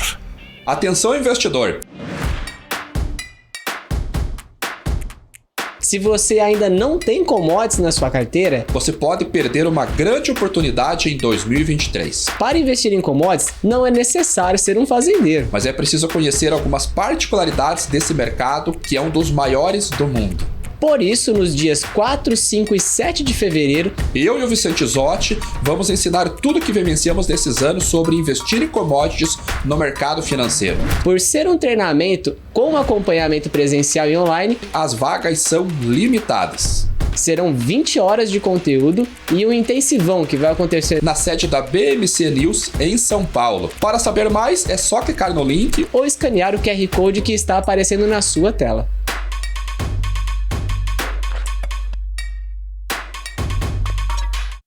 As empresas que fazem parte do seu dia a dia estão em uma das maiores bolsas do mundo, a Nasdaq.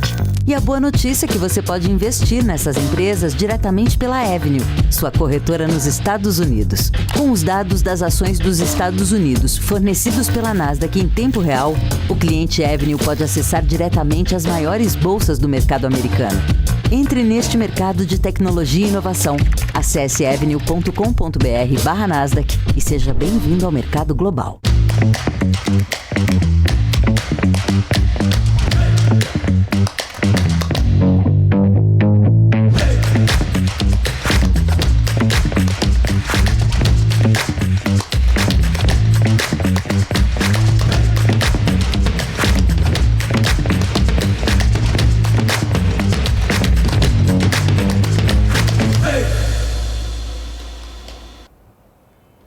Estamos de volta. Olha que comentário bacana aqui, o Eduardo Pacheco dizendo muito boa BMC, uma visão ótima e leve do mercado, sem a pressa que os canais de TV fazem, comunicação leve e humana.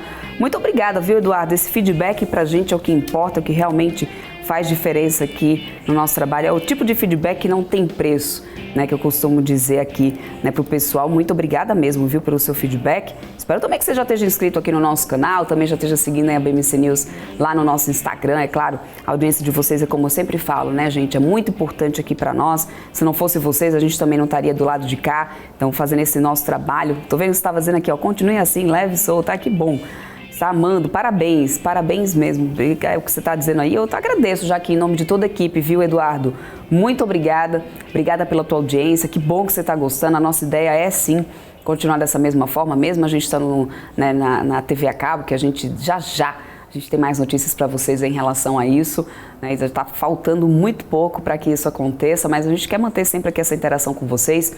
A gente está longe de querer ser aí uma TV engessada, né? Que não tenha não tem esse contato aí pro público, porque é esse contato, esse calor humano aqui com vocês que faz toda a diferença também aqui pra gente ter um termômetro, né? Saber o que vocês estão querendo ver na nossa programação, entender aí as dúvidas de vocês, tentar esclarecer as dúvidas de vocês. Eu estou aqui apenas para intermediar, né? Vocês com os profissionais aqui, né, do mercado, os especialistas de mercado.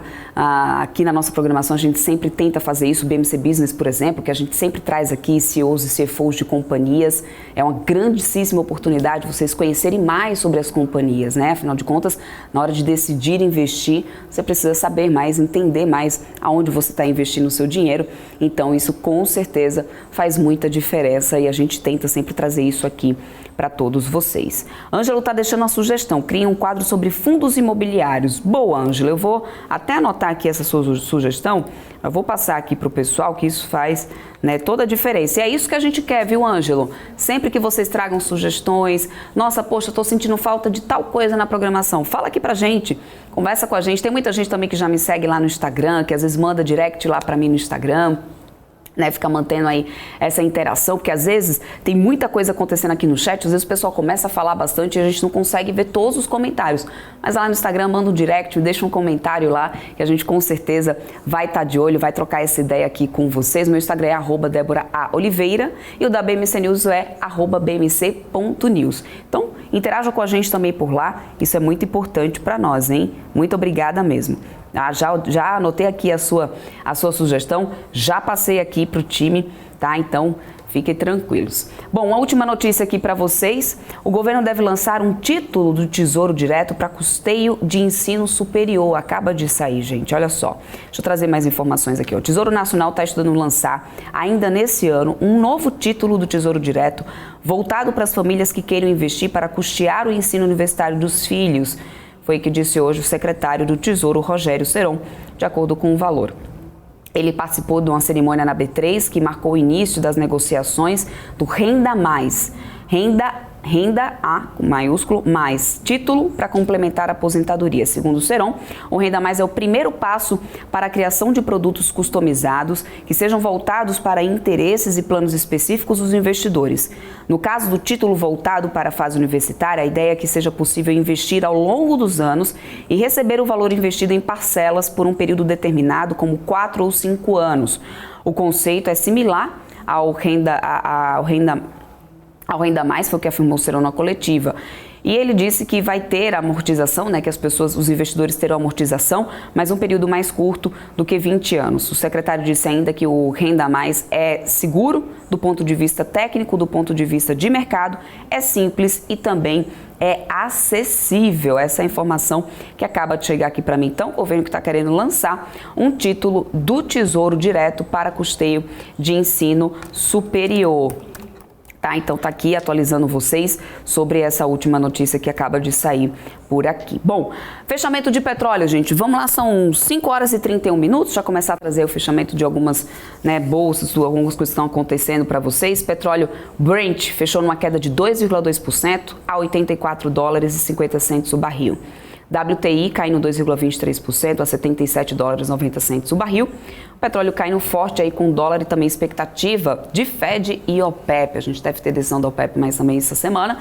Isso, claro, já impactando e fazendo o preço. Agora sim, vamos lá. Chegou a hora dela aqui na nossa programação. A Carol da REC já está aqui, do Mulher na Bolsa. Carol, analista técnica incrível que sempre traz essa simpatia maravilhosa aqui pra gente toda segunda-feira. Seja bem-vinda, minha querida. Obrigada, Débora. Que bom estar aqui de novo com vocês. Eu quero mandar um beijo para a galera que está no chat. Eu estava até interagindo ali com eles. Você viu? Porque é uma audiência muito linda e qualificada que a gente tem aqui na BMC News. É um privilégio estar aqui hoje com vocês. Ah, que delícia. É isso aí. Vamos lá, então. Vamos começar aí os trabalhos, trazendo essas análises gráficas que eu sei que o pessoal gosta bastante. Claro, eu quero começar pelo Ibovespa, Carol, e aí eu quero que você me corrija aí pelo gráfico se eu estiver errada. A gente está vendo aqui essa movimentação do Ibovespa hoje, já praticamente, né, nem tem candle. Deixa eu mudar aqui para o gráfico do Ibovespa que estava aqui no dólar. Quase não tem, até que agora aprofundou um pouco mais, queda definiu um pouco mais. Mas se a gente der uma olhada aqui para os pregões, né, de 1, 2, 3, 4, 5, 6, 7 pregões aqui para trás, se contar com essa alta e queda forte aqui no meio, a gente tem quase uma lateralidade no gráfico, é isso mesmo, Carol? Tá meio sem uma definição esse Ibovespa? Débora, desde a semana passada eu tenho falado assim que o Ibovespa estaria iniciando um movimento de lateralização se ele continuasse ali naquela faixa. Então, apesar dele ter buscado novamente ali aquela região de até um primeiro alvo projetado aqui por nós, né, que era ali no 114.737, recuou, fechou abaixo dela e aí voltou para essa mesma região de mínimas das semanas passadas, né? Então, realmente, se ele continuar esse movimento, a gente pode acreditar ali realmente que vai ficar nesse mercado lateral, que é um mercado chato, é um dos piores mercados que eu diria, né, para a gente operar, principalmente swing trade, porque você compra, toma stop, você vende, toma stop, então é horrível, mas a gente acredita que acompanhou bastante também lá fora, a gente está vendo o S&P em queda, então o Ibovespa hoje veio para baixo, tivemos aí na semana passada o volume financeiro negociado dele, na sexta-feira, já era menor do que da quinta-feira. Então ele veio ali com 17,39 bilhões de reais, né, de movimentação de volume financeiro na sexta-feira, que foi menor do que o pregão da quinta-feira. Então a gente sabe que 55% do volume, né, do Ibovespa intraday é gringo. Então a gente precisa realmente estar ligado, né, no intermarket, como a gente diz, porque a gente precisa dessas referências lá fora para a gente também balizar a nossa bolsa aqui. O bom ainda, né, é que ele está acima de todas as médias importantes aqui que eu tenho no meu gráfico, que é a de 21, a de 72 e a de 200, o que nos dá ainda uma esperança de que ele pode voltar ali na região de 111, fazer um pivô de alta ali depois, né? E buscar essa região do 118, que é o que está todo mundo aí aguardando. Não foi dessa vez, a gente acreditou ali na semana passada, né, no dia 25, foi na quinta,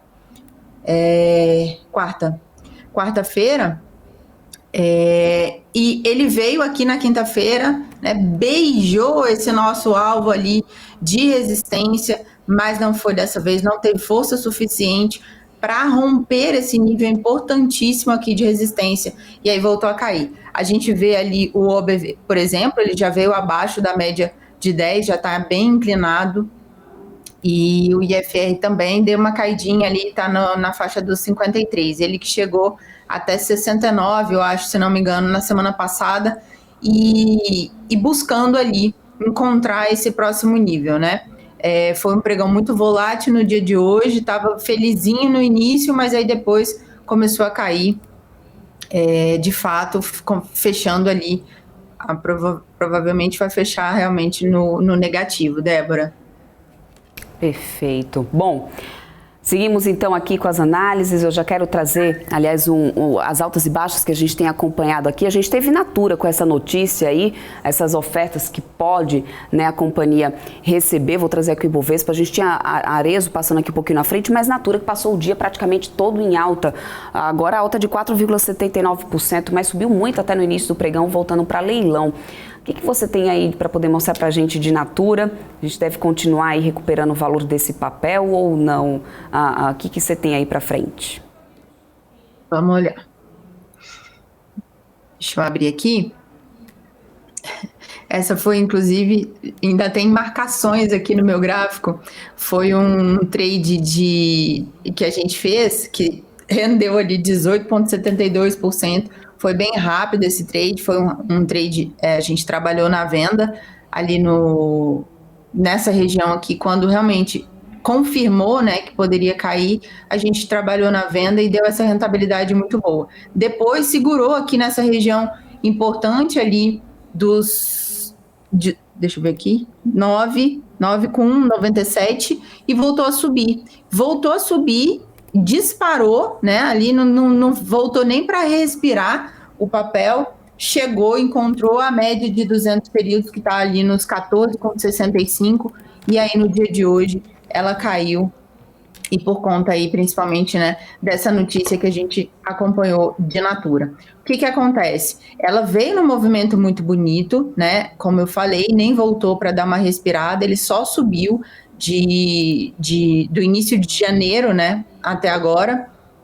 E isso, agora, com essa confirmação aí da notícia e a queda no papel, a gente pode esperar que ele volte aqui para essas regiões de mínimas, por exemplo, ali nos 11,88, que era esse fundo anterior no papel. A gente tem o OBV, ele ainda está acima da média móvel de 10, apesar da queda intraday. A gente ainda tem esse indicador que é importante, indicador de volume, que ainda me diz, né, que ele está bonito para cima, mas eu não sei se ela vai resistir e voltar a acompanhar o movimento anterior, que era o movimento de alta, que estava bem bonito, inclusive, esse movimento de Natura. Perfeito. Vou começar trazendo o pedido aqui do pessoal do chat. O Overland está pedindo um Marfrig para a gente dar uma olhadinha aqui. Aliás, setor de frigoríficos todo, a gente tem uma queda nessa segunda-feira, mas é o pedido aqui então do Overland para Marfrig. Vamos lá. Marfrig 3. Inclusive, eu acho que na semana passada a gente deu uma analisada nela, esperando ali que ela voltasse, né, ali nos 8,81 e rompesse com essa região, mas não foi o que aconteceu. Né? O papel estava vindo nessa disparada aqui desde dezembro de 2022, quando alcançou esse fundo ali dos 6,20. E aí veio, buscou as médias, buscou a de 21, depois buscou a de 72. E quando a gente acreditou, né, que iria romper ali os 8,81, que era esse topinho aqui anterior, e buscar a média móvel de 200, não foi o que aconteceu e veio abaixo. E aí a gente tem mais alguns indicadores ali que confirmam, né, essa queda. O IFR, inclusive, está ali na faixa dos 40 e o OBV abaixo da média de 10 períodos. Então, o que a gente tem aqui como projeções, né, para Marfrig? Essa queda, se continua, ela pode segurar nessa região ali do pivô em 7,20 ou buscar novamente o fundo do 6,20. Se ela segurar nessa região aqui do 7,20, é um bom sinal, porque aí vai fazer esse fundo, né, mais alto do que o fundo anterior, e ela pode dar uma pivoteada e voltar a subir, tá? Mas a gente precisa aí acompanhar. Aqui não tem muito o que fazer nesse meio de gráfico, como eu brinco, né? A gente não tem nem ali uma indicação de que ela realmente vai cair de fato e a gente trabalhar na venda, ou uma indicação de que ela vai voltar a subir e romper com essa resistência ali dos 8,81. Perfeito. Bom, próximo pedido aqui no nosso chat é para VEG, o Sérgio Grossi, que está pedindo para a gente dar uma olhadinha em VEG. VEG, essa coisa linda, né? Pensa numa ação que já me deu muitas alegrias, foi VEG 3. Eu acho que para vocês também, né, galera? Quem nunca operou VEG saiu feliz, que atire a primeira pedra.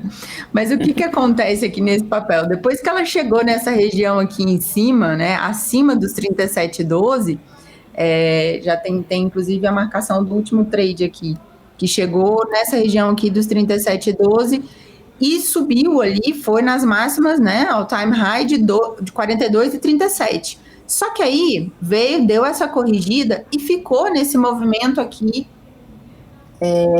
que a gente brinca, né, de água com açúcar.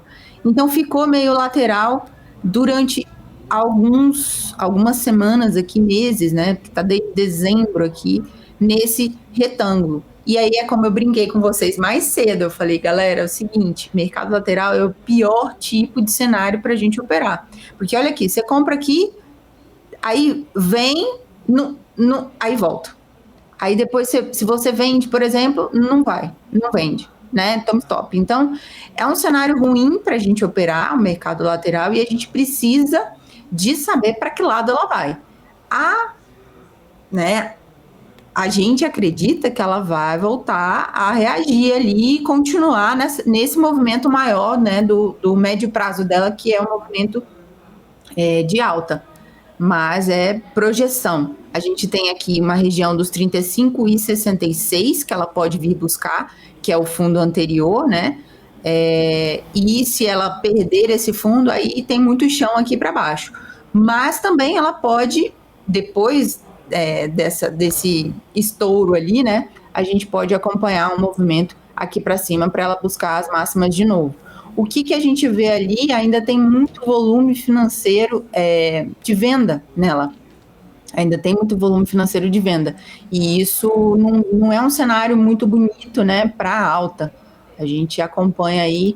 Por enquanto, ela está trabalhando, respeitando esse quadradinho, esse retângulo, desculpa. É que eu brinco de quadradinho. Eu acho que vocês já estão se acostumando até, né, com o meu palavreado, com o meu jargão aí de gráfico. Então, depois que ela sair desse quadradinho, a gente vai saber para que lado ela vai. Ela vai tomar um lado. Para qual lado que a gente ainda não consegue definir. Vamos acompanhando então, né? O Helder está pedindo para a gente dar uma analisada também em Uzi Minas, Uzi 3, né? Tivemos aí, essa semana temos a China voltando aí de feriado. Durante a primeira sessão, né, dos contratos futuros da Aliança e Singapura tivemos alta do minério. Segunda sessão, um pouquinho de queda. A gente viu o setor aqui em queda hoje, mas Uzi Minas é o pedido então agora do Helder. Vamos lá. A gente viu, inclusive, porque ficou a China fechada uma semana, né, o Débora? E aí agora tá voltando tudo lá. É isso aí.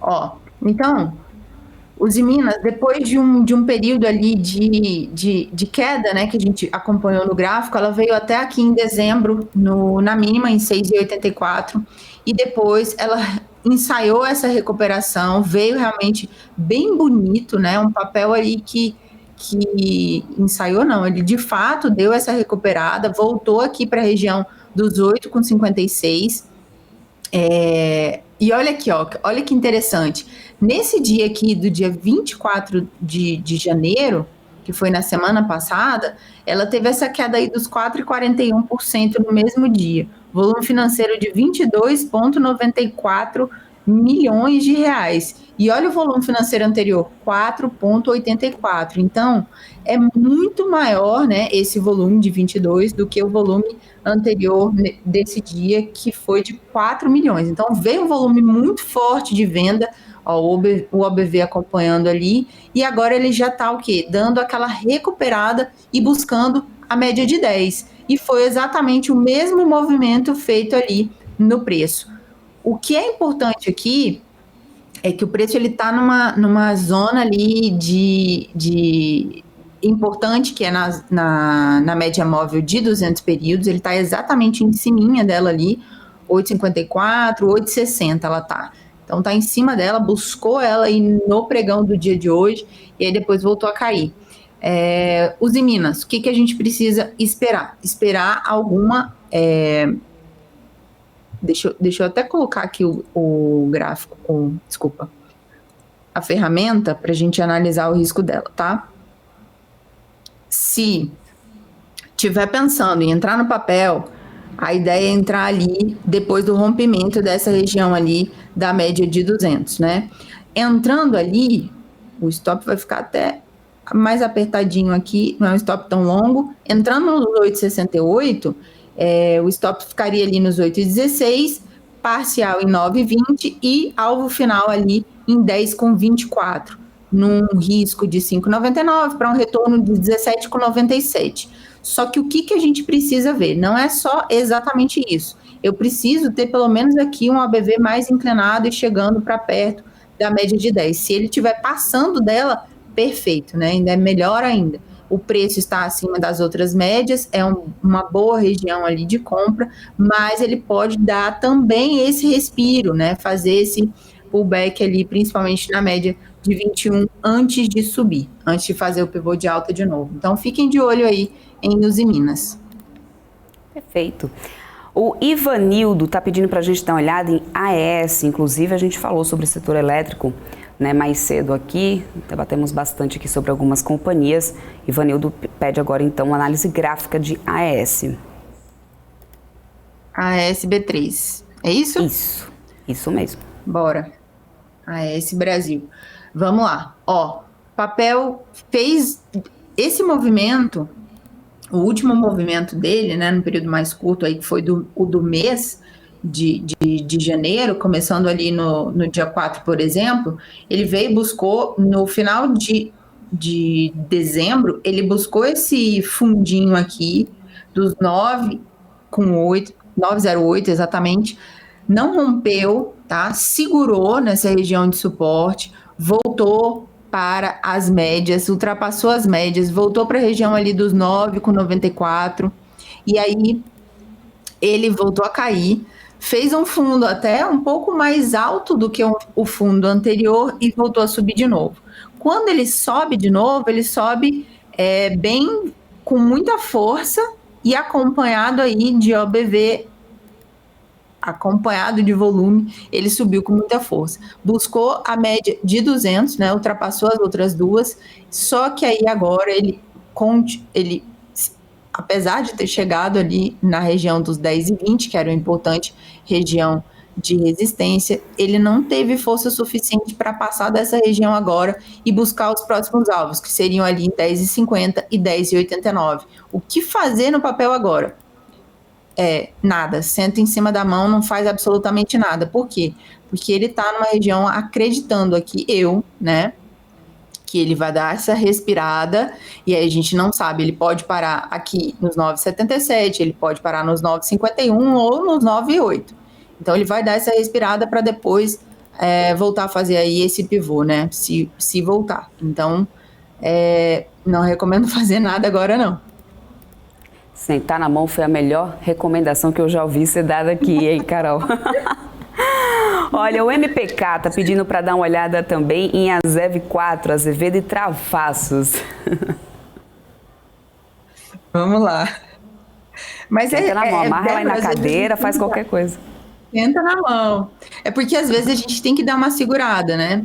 Você vê o papel e tudo, e às vezes a gente fala também, a minha cabeça é muito de swing trade, eu penso muito nisso, né? Nessa questão de risco-retorno. Então a gente tem que ter um pouco mais de cuidado. O papel está fazendo um movimento ali de que realmente começou a cair, chegou no importante ponto de resistência e não segurou, aí a gente realmente senta na mão, não faz nada com ele, vai buscar outras coisas, né? Tem muitos outros papéis aí que podem nos dar essa condição de entrada aí muito maior. Ó, Azevedo veio hoje, né? Olha isso aqui, a diferença de volume. Vamos até olhar aqui em números, né? Para a gente acompanhar o que aconteceu. Hoje o volume financeiro negociado foi de 2,22 milhões. Aí a gente pega aqui a sexta-feira. O volume financeiro foi de 405 mil, né? Então realmente foi um volume muito grande ali. E aí o que aconteceu? Voltou aqui na média. Tá buscando, né, voltar na média de 200 períodos. O que acontece em dias em que tem um estouro muito grande, assim, do preço? A gente sabe que o papel, a tendência é dar uma corrigida, né? Tanto é que ele estourou, veio aqui na máxima, buscou inclusive ali os 2,10, que era acima do próximo nível de resistência, que estava nos 2,5, ele voltou acima, buscou ali a máxima e voltou a cair, né? Tá ali nos 1,94 agora. Então, o que acontece? Nesses dias em que dá esse tipo de estouro aí de preço, né, um volume financeiro muito grande, a tendência é que no pregão seguinte ou nos pregões seguintes, tende-se, né, a corrigir esse preço aí, tá? Então, segura a emoção, porque a gente precisa ver o que vai acontecer amanhã, porque realmente foi um volume financeiro atípico para o dia, o papel. É só você acompanhar aqui os pregões anteriores. Então, você tem 405 mil, 518 mil de volume financeiro, e aí, de repente, vem 2 milhões e 200, né? Então, realmente, é algo atípico e a gente precisa dar uma analisada com mais cautela, digamos assim. Débora. Perfeito. Agora o próximo pedido aqui é para, nesse momento, o Pomo 4, é o Carlos Lucion que está pedindo, Marco Polo. Dá tempo ainda de mais os 2 papéis aqui, aproveitem, gente. Mas o pedido agora é para Pomo 4. O povo tá animado hoje, é impressão minha, Débora? Não, e tem mais aqui, isso é porque eu tô lá em cima da lista. Você vê, se eu for rolar para baixo, André Machado tá aqui, olha só. Abraço pra você, Ogro, que bom te ver por aqui. Eu acho que ele tá voltando, aliás, de férias essa semana, hein, gente? Tá aqui nos assistindo, deixou um recadinho aqui. Manda um beijo pra ele, Débora. Vou te falar qual foi o comentário que ele deixou aqui, hein? André Machado disse o seguinte, Carol, o problema é que os amadores gostam de sentar na mão com o dedo médio levantado. Meu Deus do céu. Vindo do Ogro, a gente acredita que foi ele mesmo que escreveu isso. Forte abraço, minha querida. Essa semana ele deve estar voltando. Beijo. Pois é. É isso aí. Bom, vamos lá. Pomo 4. O que a gente acompanhou aqui? Situação bonita, né, de recuperação do papel ali, depois de buscar as mínimas no mês de dezembro, a gente acompanhou ali dos 2,07, voltou a performar ali nos R$ 3,13. Então, o Marco Polo, ele está bem longe de todas as médias, ele está acima, né, de todas as médias ali que eu gosto de utilizar no meu gráfico. E essa região aqui agora é região de teste mesmo, porque veio aqui na máxima 3,13, não teve força suficiente, né, para poder romper, pelo menos nesse momento agora, e ela veio respirar aqui no próximo alvo ali, que era no 2,90, 2,91, por ali. Tá fazendo essa carinha, né, de que vai voltar aqui nas médias, então vamos esperar cenas dos próximos capítulos, porque temos região aqui que ela pode vir buscar mais um pouquinho aqui abaixo, por exemplo, nos 2,73, para depois voltar a subir, fazer o pivô de alta ali. No cenário macro, ela ainda está numa linha de tendência de alta, né? Ela não rompeu com essa linha de tendência de alta, tá bem bonito ainda o papel. Só que o que eu tenho? Eu tenho um OBV inclinado e para baixo da média móvel de 10, o que não é um bom sinal. E eu tenho um volume financeiro crescente, né, na venda. E esses fatores juntos ali não me dão condição de entrada, principalmente na compra, né, do papel agora. Débora. Perfeito, tá aí então o pedido aí já atendido para poder trazer essa análise de Pomo 4. Bom, deixa eu pegar só mais uma aqui, aliás, Copel, era o pedido que tem aqui do Denis, aproveitar que a gente também falou sobre Copel aqui mais cedo, é o pedido aqui que a gente tem nesse momento para a gente encerrar aqui essas análises gráficas dessa segunda-feira, Carol. Ele falou qual é o ticker, Débora? 3, 6, 11? O 6, CPL é 6. Denis Santos. Vamos lá. Olha que delícia. Deu entrada aqui, vamos lá. Galera, Copel, o que aconteceu com esse papel? Ele veio, né, de outubro de 2022, depois de chegar nessas mínimas ali de 5,96, ele veio bonito para cima, tá? Foi realmente bem bonito. Aí depois deu essa quebradinha aqui, voltou nas máximas, 8,79, voltou a cair. E agora o papel tá daquele jeito, no quadradinho. Tá igual a minha aqui em Brasília, né? No quadradinho. Brincadeira, gente. Conheço a figura, retângulo. Vamos lá. O que acontece aqui, Débora? Mesmo esquema que a gente falou do outro papel mais cedo. Por quê? A gente precisa esperar para que lado vai. Aqui agora, hoje, olhando friamente, dá a impressão de que ele vai buscar ali a próxima região do 7,38, tá? Bom, mas é lateralização, e quando tem esse movimento de lateralização no gráfico, a gente precisa aguardar, né, mais fatores para a gente saber se ele vai estourar para cima ou para baixo. Então, o que eu tenho aqui para baixo? Para baixo eu tenho médias móveis, eu tenho a de 72, eu tenho a de 200, eu tenho um OBV que está inclinadinho, eu tenho IFR que está chegando ali nos 45, não está me dizendo muita coisa, né, não tem muita força ali na tendência, mas é bom ficar de olho. 7,38, 7,4, que ele pode vir buscar esses alvos. Veja que o último movimento que ele fez aqui para baixo segurou nessa região do 7,38. Então, pode ser que ele volte aqui e segure de novo e volte a subir. E aí, se você pega ali o trade de retorno, né, a gente consegue buscar até ali os 8,79, 9,88 por ali, tá? Então tem que aguardar. Gente, muito chato esse negócio de movimento lateral, é muito chato. Débora. Pois é. Segura na mão aí, né? Carol, muito obrigada, minha querida. Quero me despedir aqui de vocês. Compartilhe sua tela. Sempre muito bom aqui ter você. Você gostou, né, Débora? Gostei. O ogro também, eu acho. Muito obrigada, minha querida. Uma ótima semana para você. Imagina. Tudo de bom. Segunda-feira, aqui de volta. Até semana que vem. Tchau, tchau. Aqui de volta. Um beijo, Débora. Muito obrigada. Um beijo para a galera que nos acompanha aqui também no chat. Tchau. Até mais. E é isso aí, gente. Vamos encerrando então aqui nosso fechamento do mercado, com o Ibovespa voltando até para o patamar dos 112 mil pontos, queda de 0,24, 112.043 pontos nesse finalzinho de pregão. No dólar futuro ficando numa alta de 0,21, moeda americana 5,12, mas foi o CVC Brasil que ficou liderando as perdas, né, depois de ter desistido aí de comprar uma startup. Na ponta positiva, Arezzo, seguida Natura. Também teve notícia em relação à Natura que, né, fez preço bastante no papel hoje, que começou o dia disparado. Assim, a gente vai encerrando, então, esse pregão aqui no Brasil. Lá nos Estados Unidos, a gente começou o dia em queda, passamos o dia inteiro assim, a aversão ao risco permanece nas bolsas americanas, todas elas caindo, inclusive Nasdaq, que agora, finalzinho de pregão, 2% de queda.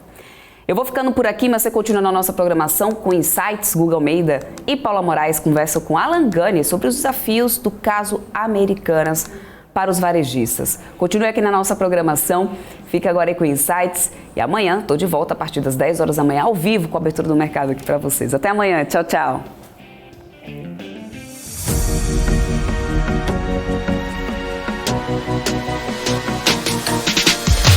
PMC News, informação que gera valor.